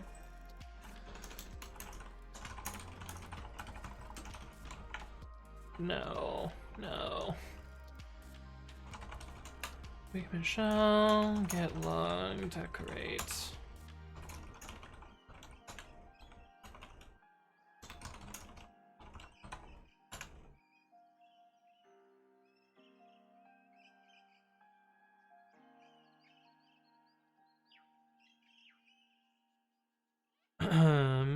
Should probably include the command so that he can reproduce this.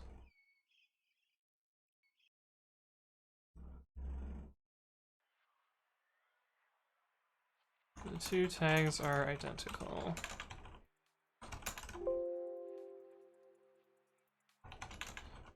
Command just picks the first one that gets spits out for the main branch.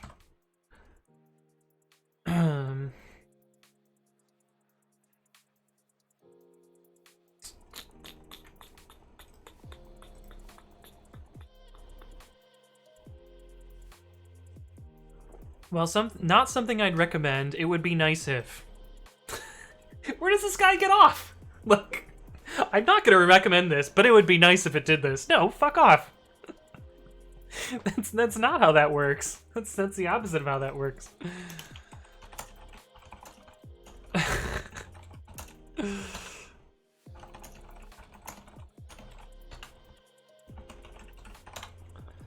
What's the fucking command? I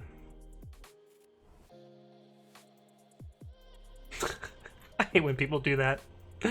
Abbrev equals 0.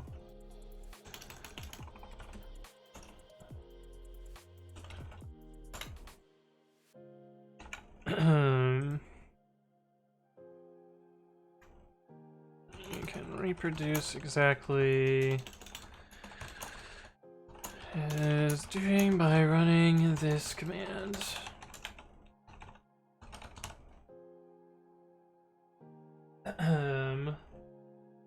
This is Swiss German hello. Oh, I see. Nice. Welcome, welcome. Kevin Stroberg says, alright, time to hit the bed. Wife put me on garden duty tomorrow, so I'll need my beauty rest. I see, I see. Well, thanks for stopping by, Kevin Stroberg. I'll see you around in the future. Bikatuli says, what distribution do you use? We have a bang distro command for that. Distro. Hey, what's up, Hypnotic? Thank you for the follow. Welcome to the stream. That's a cool username. Shazrat says, I could see myself asking a stupid noob question in the Discord, and Anthony on the other side just talking mad shit about my dumbass question. So the reason that I'm just a little bit salty about this is this is exactly the passive way that people try and ask for a feature but don't actually know what they want. And they're demanding work here and like not actually considering the actual behavior and like how much complication this would require and like how incorrect it would be to do what they're suggesting. First off, because this is not a valid semantic version, because there's letters here. But in general, like parsing semantic versions of get tags is not valuable at all, because there's get tags are just strings. They're not anything special. And so parsing semantic versions wouldn't actually do what you want. You just forgot a not. It would not be nice. While something I'd recommend. Yeah, something like that, Broken Mirrors. And Pedro Romero says, I like that keyboard. Well, you can actually get your own version of this keyboard. If you do bang keyboard, you can check out, this is the Kinesis Freestyle Pro. It even has a fancy emote in my chat, which is kind of cool. But anyway. Pre-commit wrapping shell check. There's a better version of this. There's a better one than this.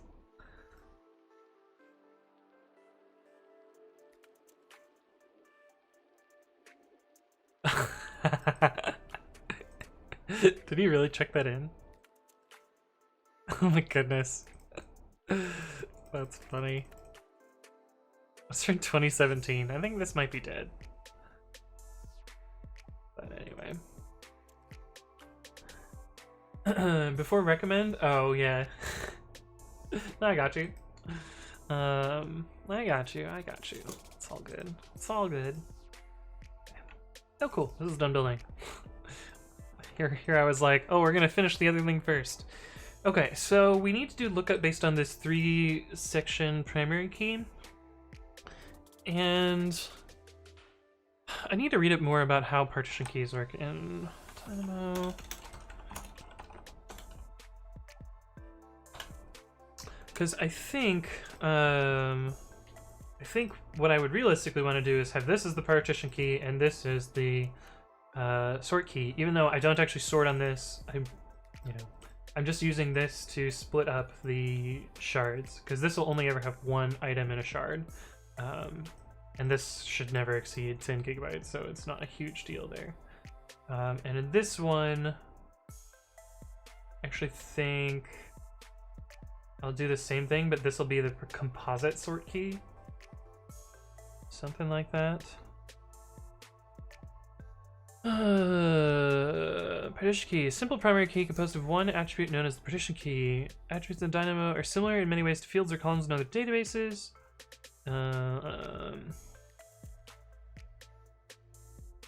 Yep. Stores data as groups of attributes known as items. Items are similar to rows or columns.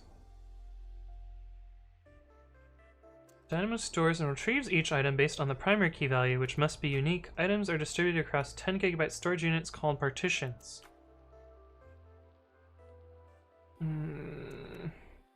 Uses the partition's key value as an input to an internal hash function. The output from the hash function determines the partition in which the item is stored. Okay. All items with the same partition key are stored together.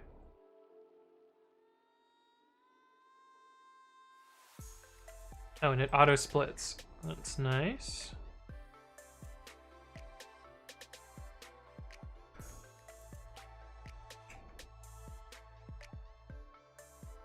Okay. Use high cardinality attributes. These are attributes that have distinct values for each item, like that. Use composite attributes. Cache the popular items. I don't care about write-heavy cases. The question is, though, like, can I just jam all of these together? Or will that cause there to be too many shards? I don't actually know how the sharding part works. Anti-patterns for partition keys. Use sequences or unique IDs generated by the database engine as the part of partition key, especially when you are migrating from relational stores. Sequences are not usually used for accessing the data. The following... What if they are used for accessing the data?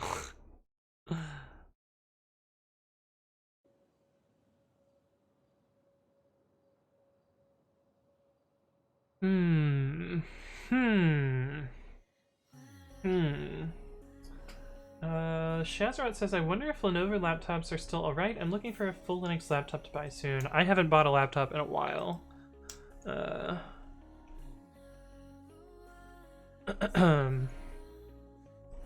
But also the last laptop I bought is a Windows laptop, so I don't really know there either.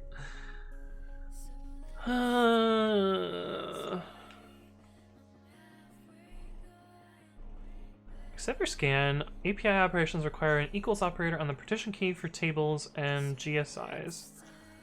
The partition key must be something that's easily queried using a single lookup.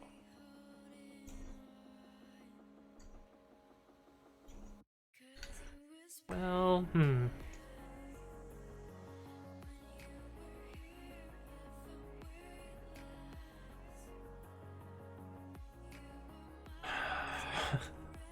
I think I'm just gonna do this wrong and maybe adjust this later, because I think I can just have this be the partition key and have no sort key.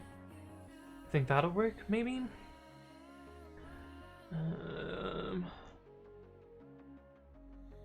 Oh, they're gonna certify models for Linux in the future. Oh, that'll be cool, Broken Mirrors. So you can actually have a true Linux laptop. That sounds pretty interesting.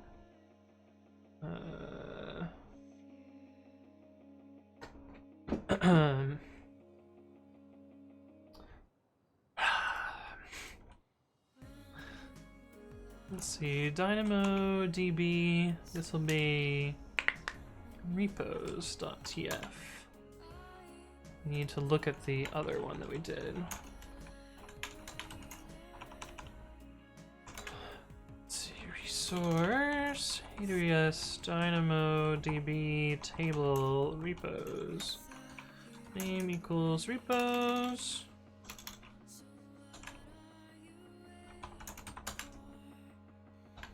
Okay, cool. It's gonna reformat it even if I indent it wrong, so I'm just gonna keep indenting it wrong. Billing mode equals provisioned read capacity.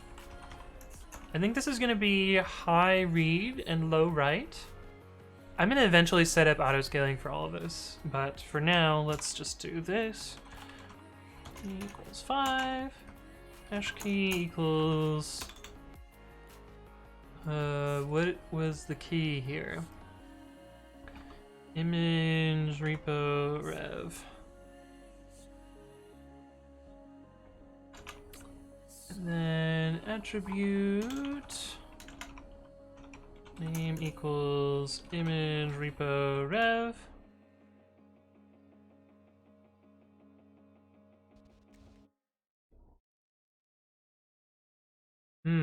This is actually not going to work well because images are going to expire eventually, and so then 50% of the cluster will be quiet. So this is actually probably not a good key.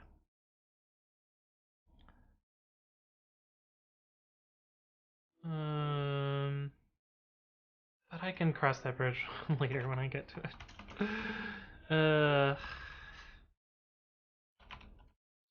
Maybe image is not a good thing to have in partition key.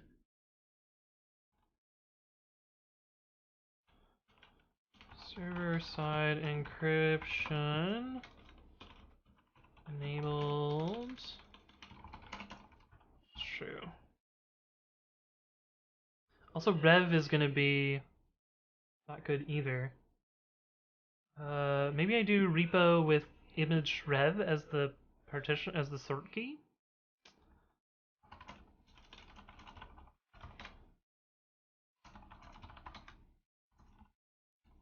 Did I not have a table with a sort key? I do not. Oh, this one does. Range key. Sort key, range key, same thing. I don't know why they have two different names for it.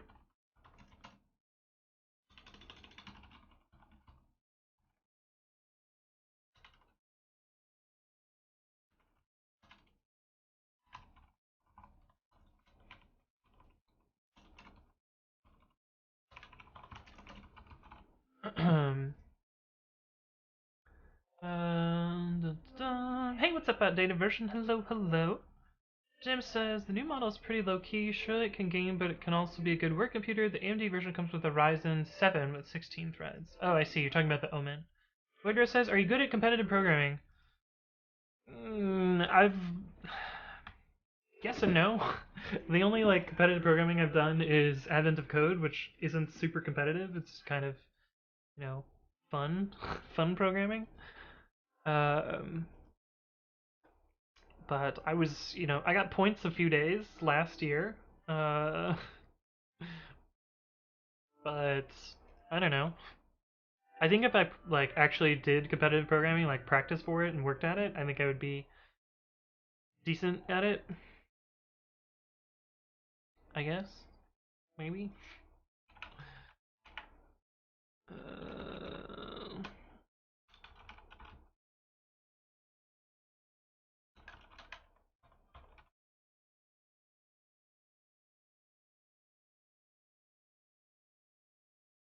The problem is this isn't very high cardinality. This is high cardinality. But it's also sorted. You know, let's just do this wrong.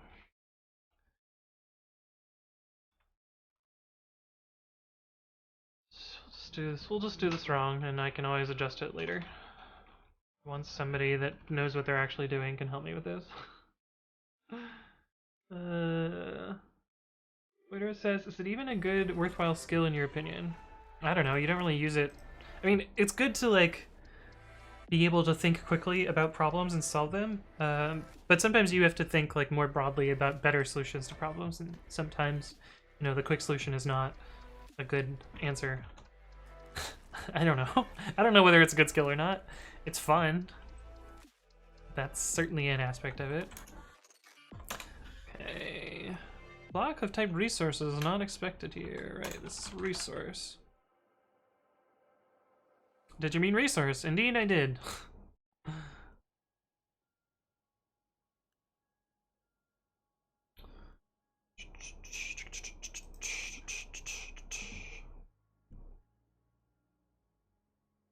Yes.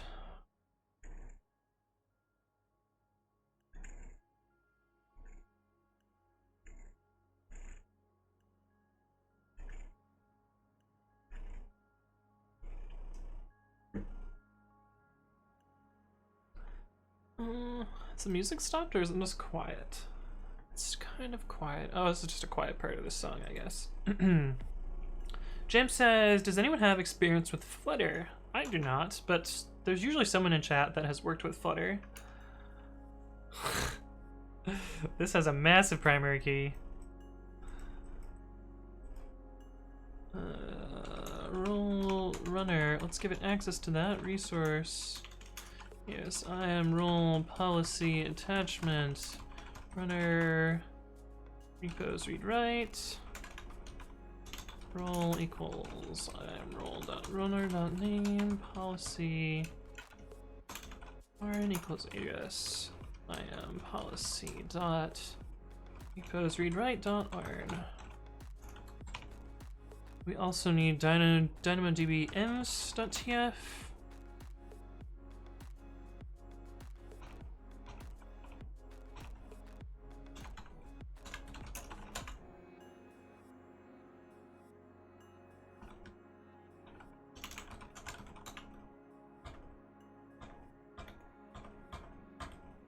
And this is similarly going to be read heavy, hopefully, I think. And this is actually a bigger key.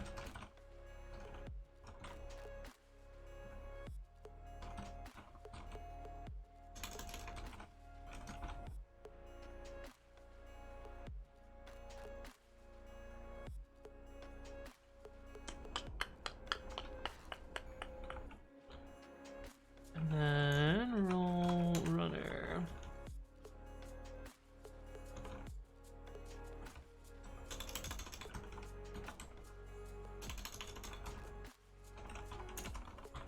Let's do that now. Hey, what's up, Skywalker Pro? Hello, hello. Good to see you. The Dumb Engineer says, I just got Babby. It's super nice to work with. How do you get the theme working on Mac? The syntax heading Oh, so there's a bug on macOS right now, which is kind of annoying, but I have not figured out the problem with it yet. But if you change from, I think if you use iTerm, it works. Where's the thing? Colors don't look right. So are you seeing a theme that looks kind of like this with this kind of gross white colored? This is a bug in the terminal itself, unfortunately. But you can switch to a different terminal emulator. The way that I've installed the theme that I'm using, which is just the VS Code theme, is via these directions here.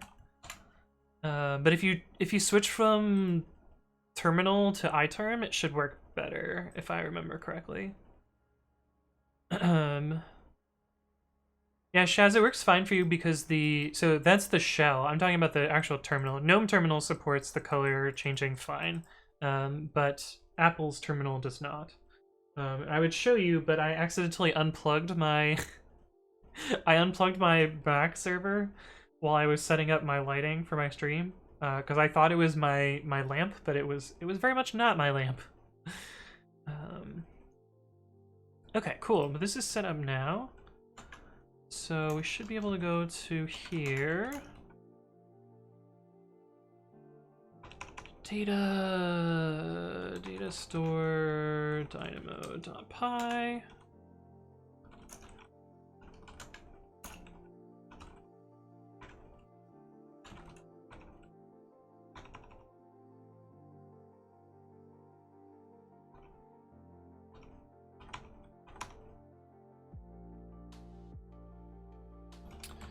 And I need to look at the interface here. Data store local.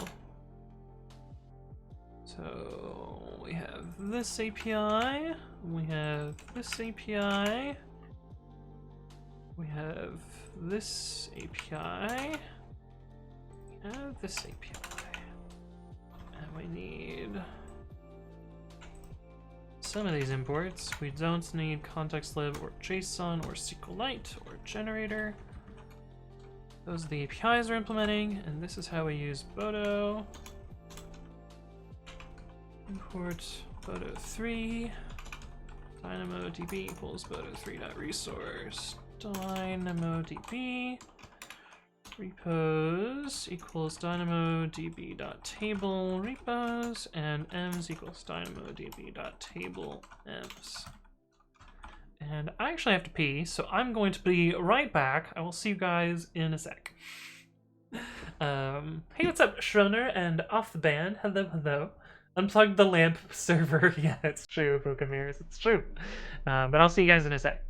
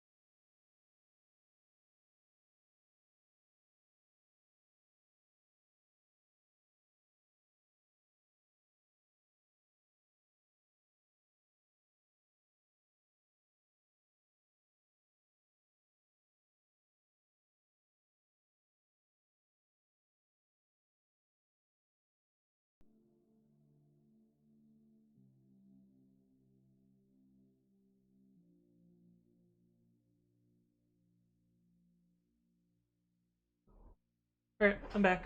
I'm going. Hello, hello. How are you guys doing? What's on my OPSEC says a famous streamer joined the Discord. Are you going to rate him? What are you talking about? Are you talking about my Discord? Are you talking about Juice's Discord? Who are you talking about? What is their name?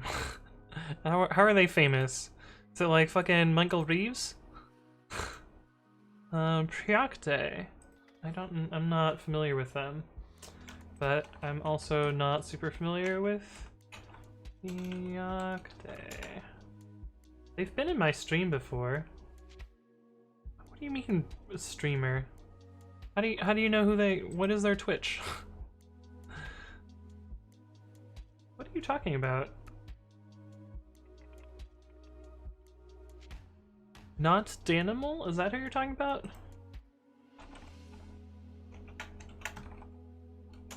So is this a streamer? Hacker Rehab. Definitely not Dan. They do have quite a few viewers.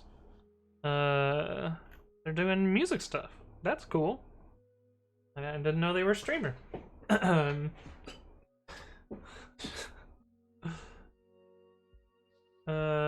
He's not a streamer. He's a dumb guy who changed his name and can't change it for 2 months. What? How does that work? How does that work? But anyway, what were we doing? Oh yeah, we were setting up this code here. Git repository. Where's the retrieval code? Response equals repos.get item. Key equals image repo rev. Image repo rev. Ugh, doesn't fit.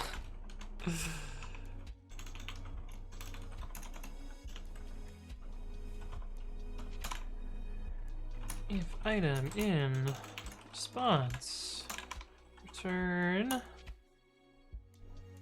what? Return repo. Oh, this is gonna this is gonna suck, I think. Return repo. What? How does this work? Image equals image, repo equals repo, rev equals rev, and then what are the two values here?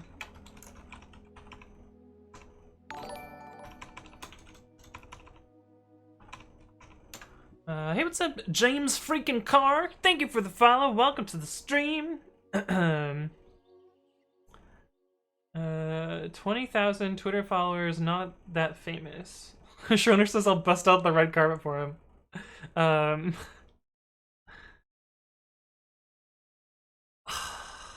still don't know how to pronounce your name, but I had like a revelation last night that it's pronounced Joaquim, but I could be wrong.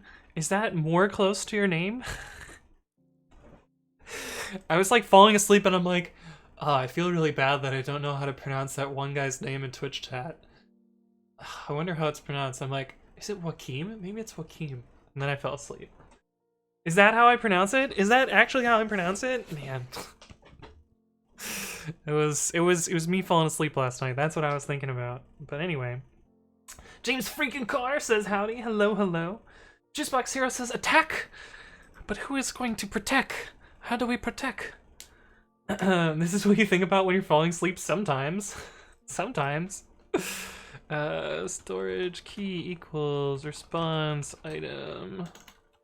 Storage key. Destination equals response item. Destination. Manifest. Equals response item manifest, and SHA equals response item SHA. Haha. Wait, does the item not include the key? Because if the item doesn't include the key, if the item doesn't include the key, I can just splat the whole item. Run. What does the run type look like?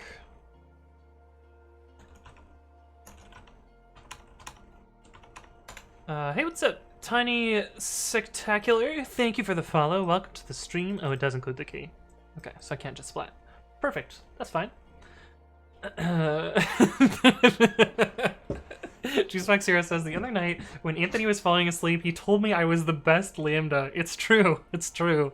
This is actually, it was more like in the middle of the night I woke up and I was like, Mel, you're the best Lambda.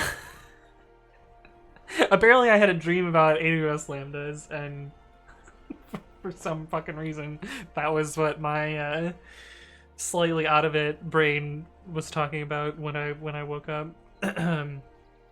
Hey, what's up, Pranjal01? Thank you for the follow. Welcome to the stream. Soul says, I think about all my failures in life and embarrassing moments until I become so panicked I need to turn on the computer and watch YouTube again. Shansrod says they protect, they attack, but more important, they are carpet. But with the love hearts. Hey, what's up, old soul? Hello, hello. Polymath Man, welcome back. Who says I'm writing unit tests for Terraform plans before I start changing/breaking this module. Oh, that's interesting. What are you using to test it, Polymath Man? Brangel says thanks for the welcome. Well, I'm glad you're here. Yeah, I think that's good. Otherwise, we return none. Done.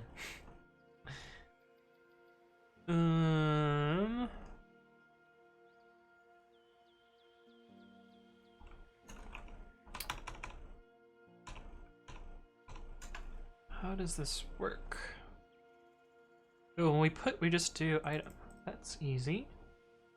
That is easy.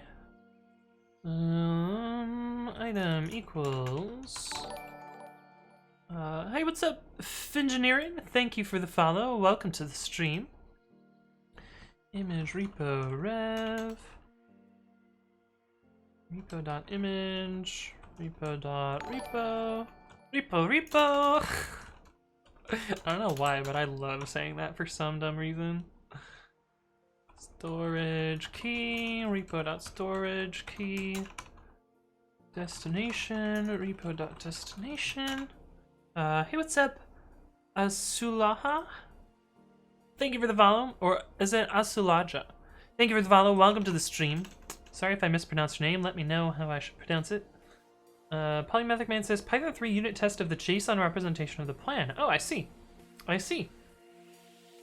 Jim says, finish up pre-commit.ci so I can stop using Circle. Well, it's not a complete replacement for Circle, but it will replace the pre-commit portion if you're doing that. Manifest SHA repo.SHA. And then we'll do repos.put item equals item. Right? Yes. Then return none. And then we need to do this down here. Key equals image repo rev language version.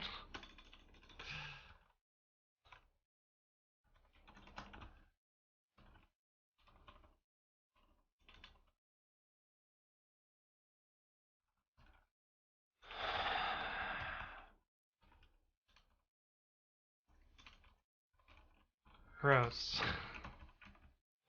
I hate it.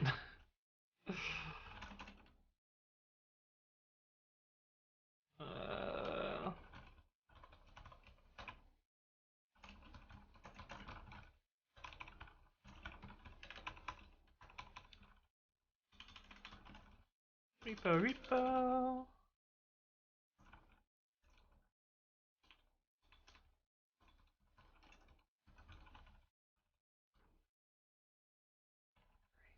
Doesn't fit on move online, that's fine.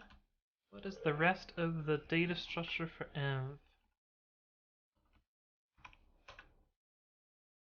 It is storage key. Response item, storage key. And it is destination Destination. And we have a buddy problem somewhere. Where is the problem? No, that's right. It's somewhere after here. Ugh. Why do I not see it? Where's the Princey? Oh, there it is. There it is. I found it. You can call me Aman. Alright, I will call you Aman. Turner says, why put yourself through the pains of Dynamo when you could be using Postgres? From the very small amount of things I've seen, it looks like a relational works for your problem. I'm assuming the free tier is dope for Dynamo. Yes, that is why I am struggling through DynamoDB. My use case works exceptionally well for relational stores. So I am trying to be as cheap as possible. When I exceed free tier, I will probably move back to using a relational store. But yeah, you're absolutely right, Schroner. Polymathic Man says, getting the plan to generate with no state in an AWS provider was a trick. Oh, I don't know that I've ever seen that before. I don't know how that works. Juicebox here has a Fungineer emote. Oh. Fungineer, I don't know what that's about. Oh, you're because Fingineering was a recent follower? That makes sense. Hey, what's up, Beldothus? Hello, hello. Says Tony-chan. The dumb engineer says, any chance you are part of Amigo's code? Joaquim says, it's okay. Really, forget about the EW at the beginning, and then it's all about how you pronounce the first name. You say it the Spanish way, Joaquim, and ideally it would be Joachim. Or at least three other usual ways: the classic French, the old way, and the German way. Oh my goodness. With the German guttural Joachim. Joachim. Oh, I can't even do it. Okay, well, I'm much closer today than I was yesterday. So that's good at least. Brokemir says, I can't write a working if block in Jinja FML. There's no FML emote. This is a tragedy. Travesty. I mean, the F emote is close enough. Polymathic Man says, can't be losing job runs. Oh, Bezos has left the chat. GDH, how's it going? Welcome back. It says, hello, long time no see. Yeah, it's been a while, but welcome back. It's good to see you. I saw you in Primogen's stream the other day. But it's been a while since you've seen my stream, I guess, is what you're saying there. Which is fair, which is fair.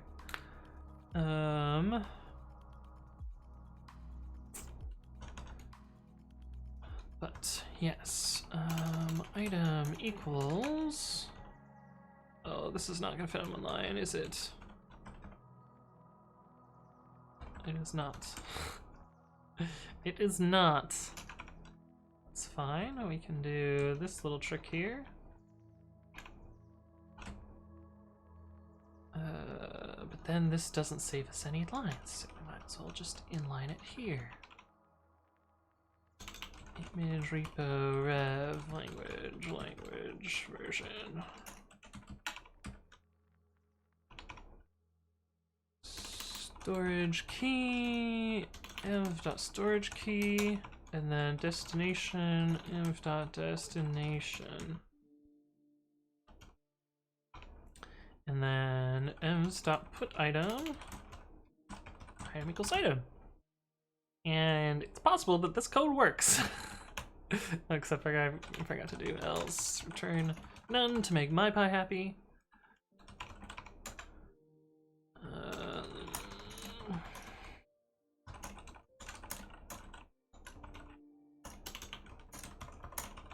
Let's see what MyPy has to say about this. Oh, we also need to hook it up to the interface.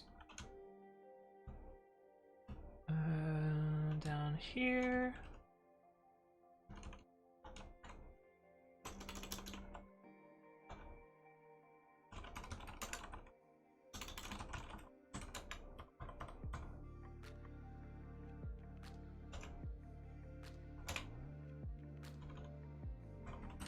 Import the Dynamo implementation. Let's see. Hey, what's up, Great Whale? Hello, hello. Welcome to the stream. Chakatuli says, can you make some tutorials with Python for beginners? I do have some beginner content on my YouTube channel. If you do bang YouTube, you could check that out. But yeah, if you have suggestions on like what stuff you would want to see, let me know and I will make videos for it. Joaquim says, I appreciate your trying, but at any point feel free to call me Bob. GDH says, I saw you there, I called you out, it's true, it's true.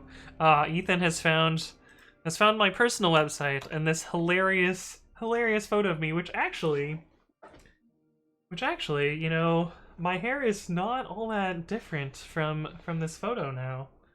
We, you know, get a little side by side here of me and old me. It's not all that different, is it, chat? There's a keyboard in the way, I know. I don't want to move the keyboard because then I'll fuck up my my setup there. But this is 2012 me. Oh no. Are those lined up now? Okay, they're lined up now. Anyway, switch the scenes around. So, oh no. Oh, there we go. Clicked off there. But yes, there's me. But yeah, Polymathic Man says, this is what I did to run it with a blank plan and no calls to the AWS API.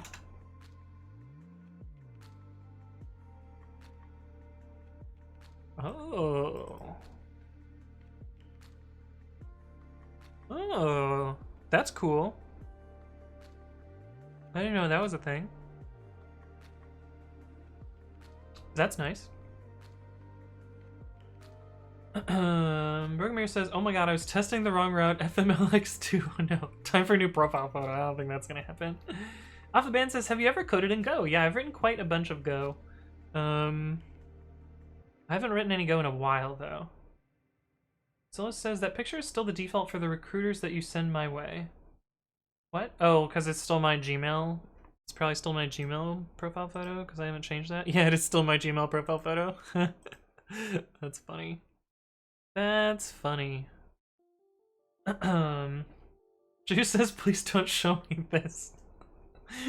Why? You don't wanna see 8 years ago me that still looks kind of the same-ish? Voidress says you can make a short Python basics series. It could be good. Yeah, the problem is basics. There's a lot of stuff you can cover in basics. There's a lot of stuff you can cover in basics. You should make a yeah. Delete this. Yeah. GDH says, I was missing the Hacker Man. Could you please do one and type real fast? I'll have an orgasm. I don't know that that's something that I want to encourage in my chat, GDH. Endeffector Zero says, how would you go about learning AWS? The way that I've learned AWS is mostly just by doing stuff and reading the kind of crappy docs and like building things. And I still don't even think that I'm doing things particularly right. But I think we can actually try this now. Why is my phone buzzing? It's Dick Sword. It's Dick Sword. Oh, it's Juice. You cannot show chat that photo. You cannot show chat that photo. Absolutely not. I am not making that my profile photo. No. You that'll get me banned. No, don't show that photo. Offman says, I have something that's bugging me, but probably we can sync offline sometime. Yeah, sure. Feel free to send me a message on Discord. But we should be able to do pre-commit.ci m equals AWS, and then pre-commit.ci.builder.run pre-commit:1 and demo. This should hopefully do the AWS things. We also want to try this on the actual runner instance because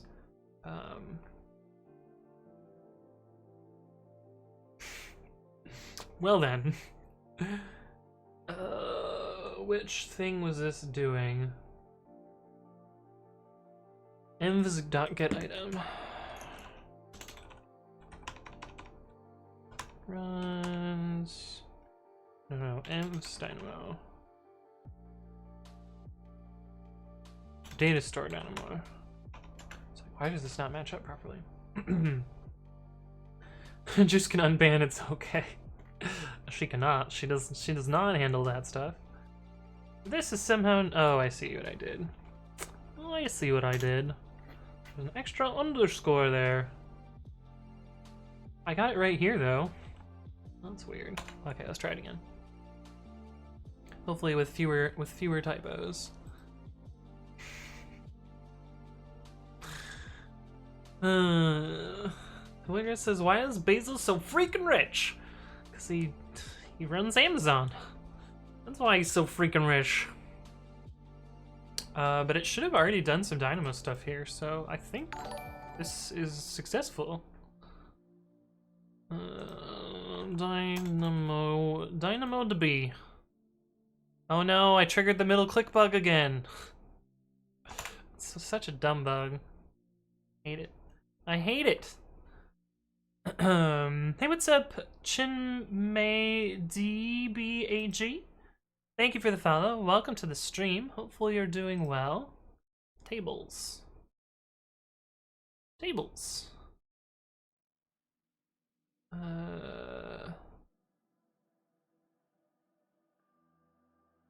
This is so wrong. There's so much wrong with this. I don't know why I did this. I will have to redo all of my tables because they're completely wrong. But you can see that we have some items here. And these refer to the S3 things. Why do we not have the rest of the columns in here? Oh, there we go. Storage key and destination. But the key is a little bit wonky. But it does work. So you can see we did a build here. And if we do this now, this should work a little bit better. Brookamere says he's bald, so he has to get rich to get women. Oh no. You sent me actually flattering pictures. I see. Yes. Yes, you did. You did send me the actual flattering pictures, so I could update that. I need to update my fucking website. It's been so long since I've edited this. Welcome to my website. I am currently a student at the University of Michigan studying computer science and biochemistry. This hasn't been true for 9 years. This hasn't been true for 9 years. 8 years. 8 years. Yeah, 2012. So at some point I need to update this. Because it's real fucking old. But it's not my primary concern at the moment. And Defunctor Zero says, do you think that a full stack developer needs to know one of the cloud platforms? I think you can get by without knowing the cloud platforms at all.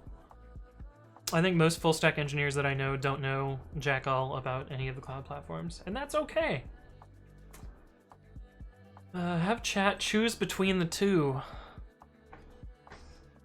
But I don't even use my Gmail profile photo. That's why I haven't updated it forever. This one has the 40-pound sheep in the background.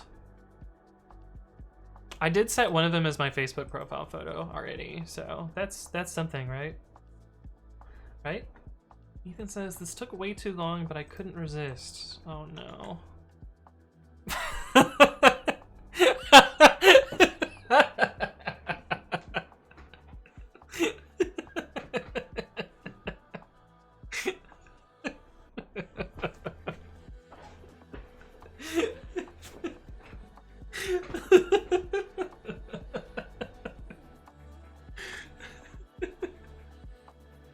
Oh my god, this is so good.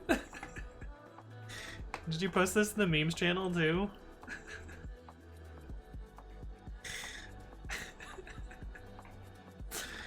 You should post that in the Discord as well. Oh my goodness. That's good. I love it.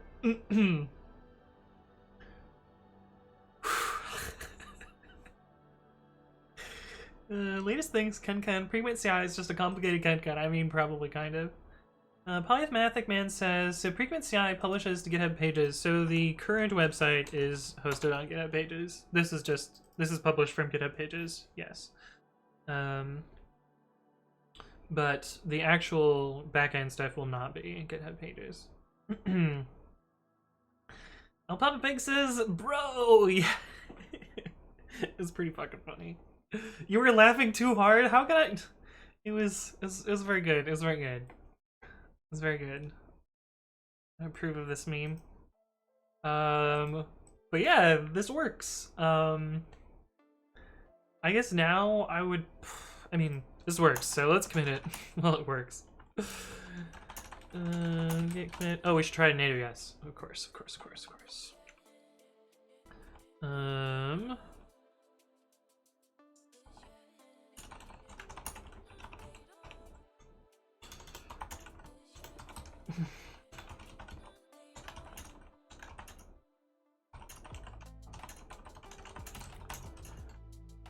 And dynamo implementation of cache backend. Polymath Man says, oh, for my website. Yeah, I mean, my website is published from GitHub Pages as well.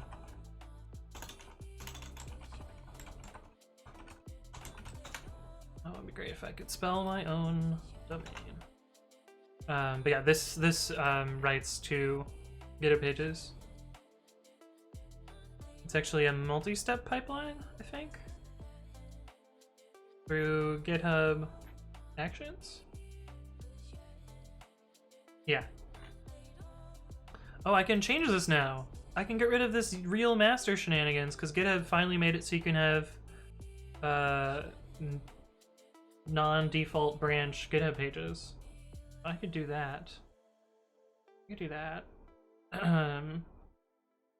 Meme template is good. Anthony is a big dork, which is why the meme worked so well. It's true. I mean, you could also apply the same meme template for like me thinking about AWS Lambda, because I actually said that out loud. But yeah, this is how this works. Do I want to break my website and do this? I think I can move the pages stuff over. Why did I do this? I know I caused downtime when I did it for pre-commit.com, but who cares about downtime for this fucking thing? Let's just YOLO it. I think I need to actually do some code changes though.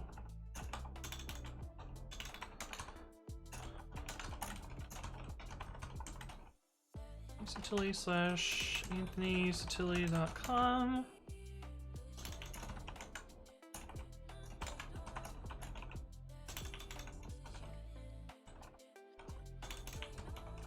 We're gonna repush master to GH pages.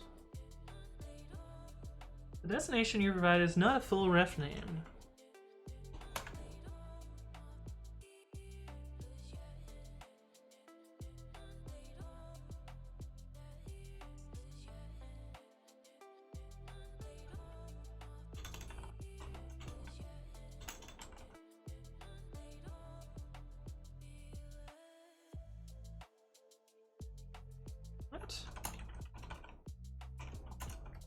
We'll just do this the easiest way.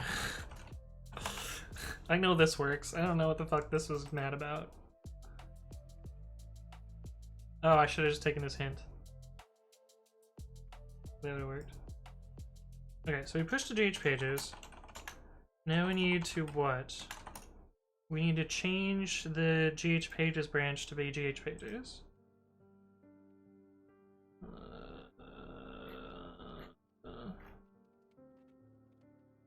Branch.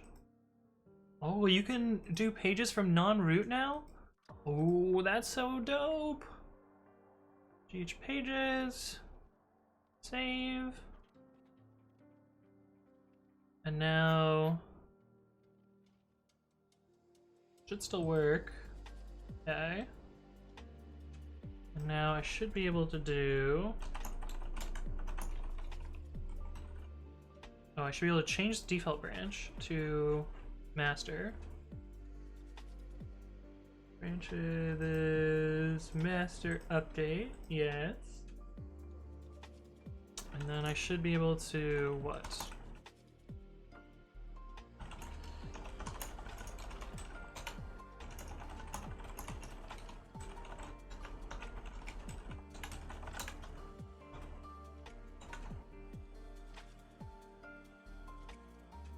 It says Azure Pipeline's hooked up to it?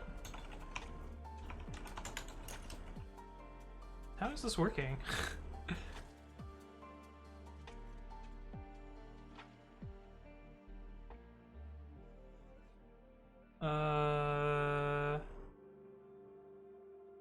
What? Yeah, there's no Azure Pipelines file here. Oh, we're on the wrong branch.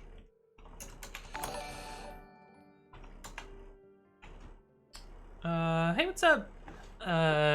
EDevV, thank you for the follow. Welcome to the stream. Hopefully you're doing well.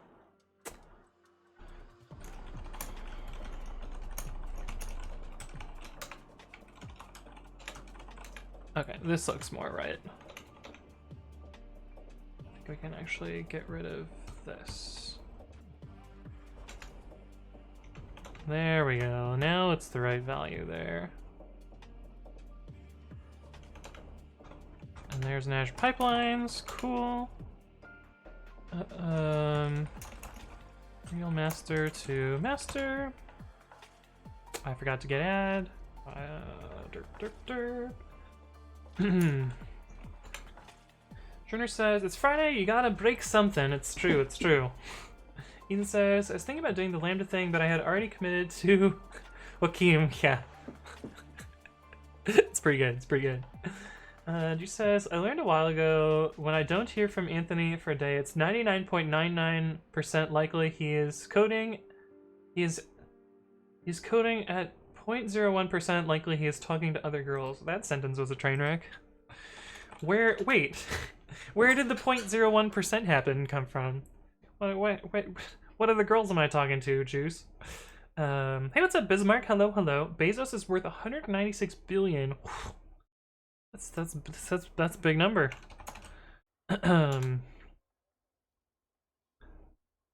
You are a train wreck.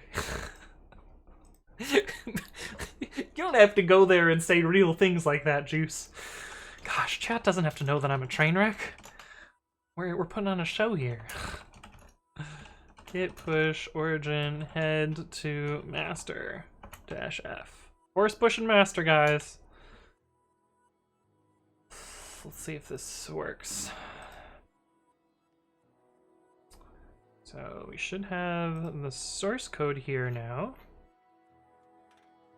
And it should have triggered this. Why didn't you trigger Azure Pipelines?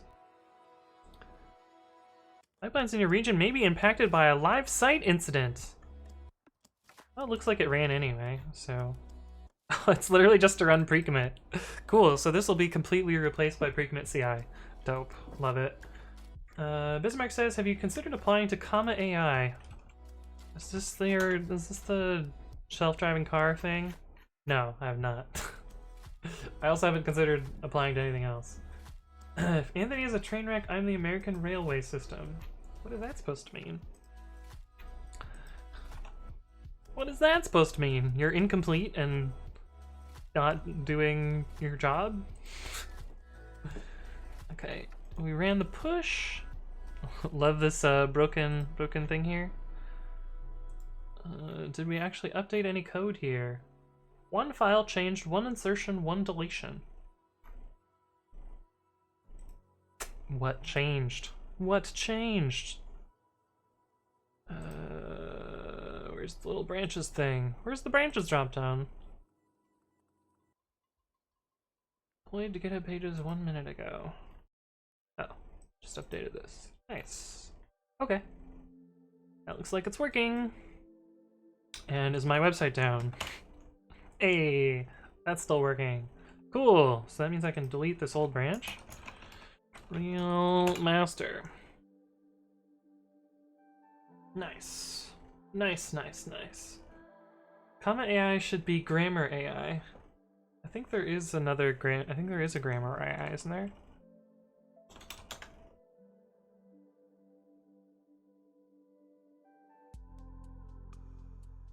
What?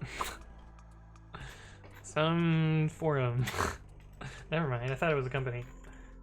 Shazarot says, I got your joke and appreciated it. Ignore the brother. Okay, well, maybe I'm a little slow today. Just leave me alone. Touch, dot, get, ignore. Arrow, brother. That's not what you want. That's not how that command works. You want echo, brother, arrow, get, ignore. Come on. That would ignore brother. Shazarot says, I love this stream. Because I'm correcting other programming jokes, yeah. Hey, what's up, Learn with Ahmed? Thank you for the follow. Welcome to the stream. Hopefully you're doing well. Okay, but the upstream is gone! Yeah, it's true, because we deleted it. Okay, we fixed that. Let's try the actual thing that we wanted to actually try. In actuality. GitHub.com pre-commit.ci/pre-commit.ci. Oh, we cloned that in the wrong spot.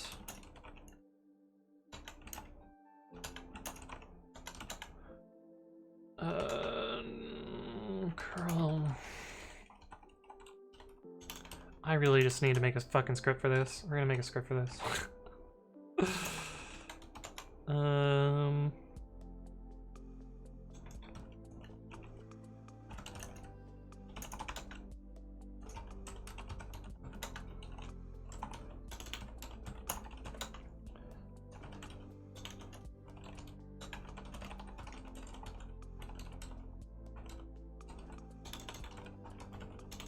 virtualam.py output virtualam.py location Python 3 virtualam.py venv venv bin pip install -r requirements .text and babby. And why not? We'll do the requirements dev as well.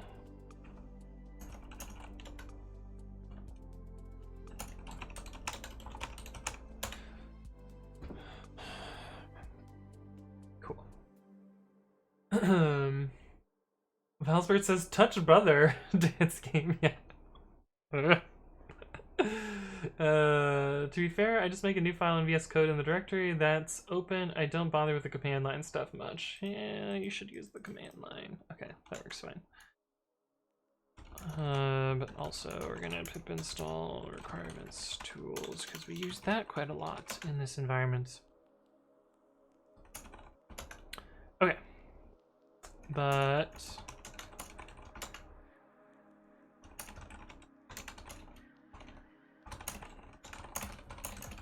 and a bin script to set up a virtualenv on EC2.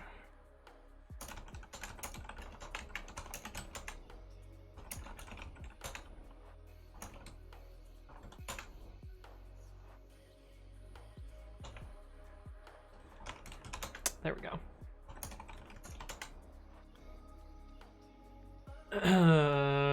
Mortalal says, are you self-taught? Yes. Yes, I am self-taught, although I also have a degree in computer science. However, I had been programming for almost 10 years by the time I started my CS degree, and I had been employed for 2 years, 3 years at that point, 2.5 years at that point. So yes and no. Oh, there's no tab complete, right? Check out dynamo repos ems pre-commit.ci env equals aws python-m pre-commit.ci dot builder dot run pre-commit :1 and dot Python 3. Oh, we need to source the virtual and then Python will be available. Oh, this is so nice. This was taking 30 plus seconds before, and now it takes 0.7 seconds. It's so much better. CLI elitism not in my chat. I mean, I'm not trying to be an elitist about Clyde tools. I just prefer them myself.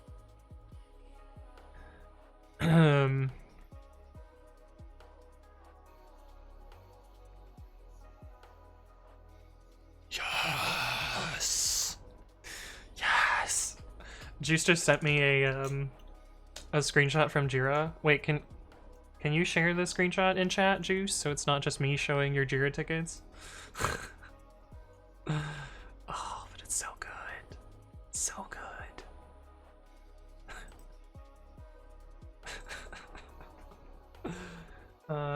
Ethan says, sorry, what the fuck was the pronunciation of Cly? I say both Cly and CLI. Okay, I can share this. Alright. Cool. So there's this really obnoxious Twitch bug in Twitch chat. Really, really obnoxious Twitch bug that drives me up a fucking wall in programming streams. And and it's that backticks in chat are not rendered properly. And I even sent Twitch a modified font file that fixes this, because it's a bug in their web font. But if you, yes, it is the backticks, Shazrobot. It is the backticks. But it is now moved from backlog to in progress, and you know it's a fucking easy ticket when they give it 0 story points. 0 story points. Because someone has already done the work for them. But 0 story points. But I'm very happy that they're finally working on it. It only took months and months and months, but you also have the Atlassian logo blocked in your email client. I also did this because they do tracking in this logo, which I find interesting. But wait, how do you pronounce CLI/CLI/command line interface? Jagatuli says, do you have your internet in Windows or in the VirtualBox? It's in both. This is set up as a bridged adapter so that I can access this from the public internet. But yeah. It costs more effort for me to file the bug than it is for me to fix it. It's kind of true. This was true a lot at Lyft, when I would be like, well, I mean, I could create a bug for this, or I could just make a patch. Like, it would be longer for me to open up Jira, select the right project, you know, figure out the right number of story points, like, do the description and title and all that stuff, and fuck it, I'm just gonna make a patch. And if somebody asks for a Jira ticket, then I'm just gonna close the patch and not fix it. But this is great. This is really awesome. This performance is actually really, really good for the crappy machine that I'm using. So I'm actually very excited that this is going to be, you know, really nicely doable and make, you know, be widely beneficial in my projects. But this is another piece to the puzzle completed. And it works well, so I'm gonna merge this to master. Git branch, git check out this. I know the rebase is unnecessary. Git merge. FF only dynamo repos as. Sweet. But I should really work on making the table structure not garbage, but I need to do a lot of research and fiddling with that to get that working properly. Fixstreak says, love seeing the 0, yeah. Joaquim says I say clee as in clique. Oh, but in English we say click. Interesting. Probably works better in French though, but it takes me a huge effort to remember not to say it this way when speaking English. I see.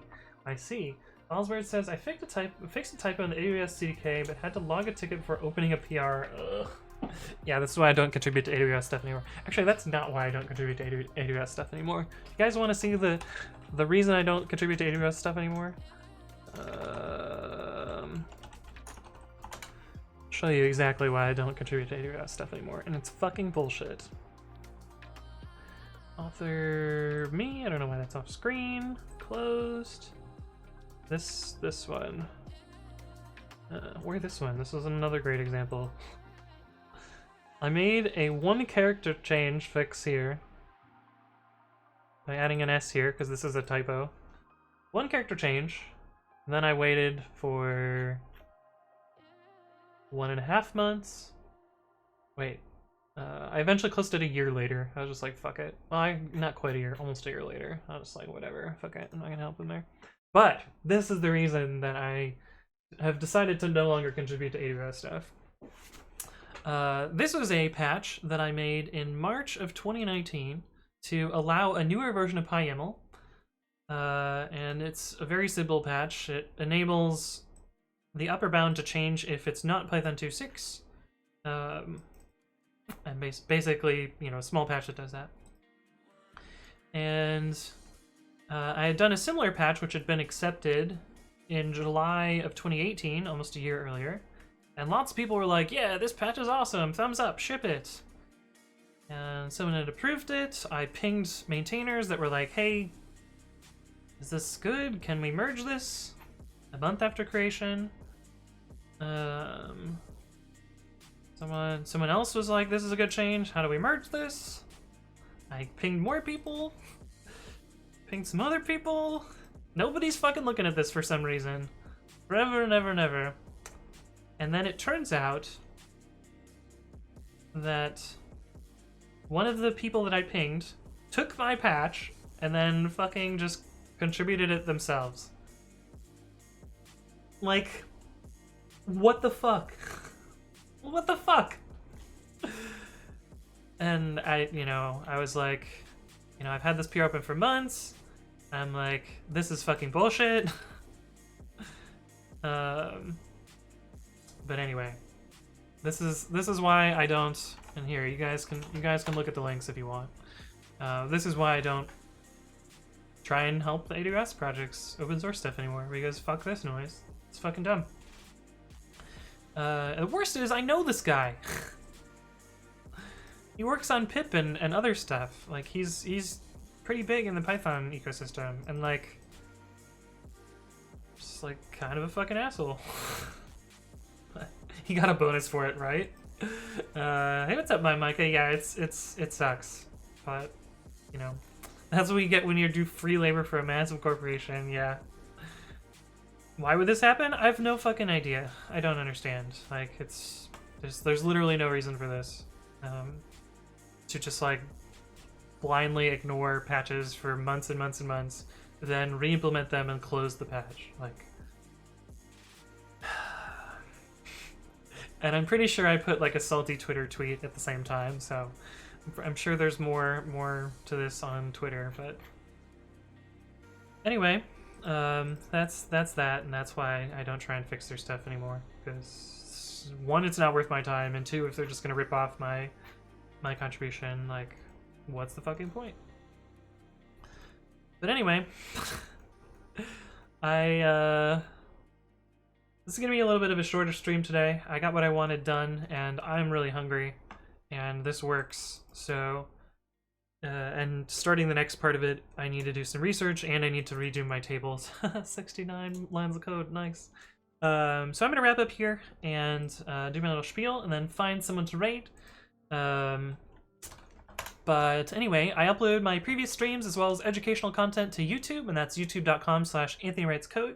I stream on Monday, Wednesday, Friday, and Saturday, and I announce those in two places. One of them is on Twitter, twitter.com/CodeWithAnthony, and I also announce them on my Discord, basically something like this. And you can, get my links from YouTube, Twitter, and Discord. Feel free to follow me or join the Discord or any of those things. But thank you all for watching, and let's go find someone to raid.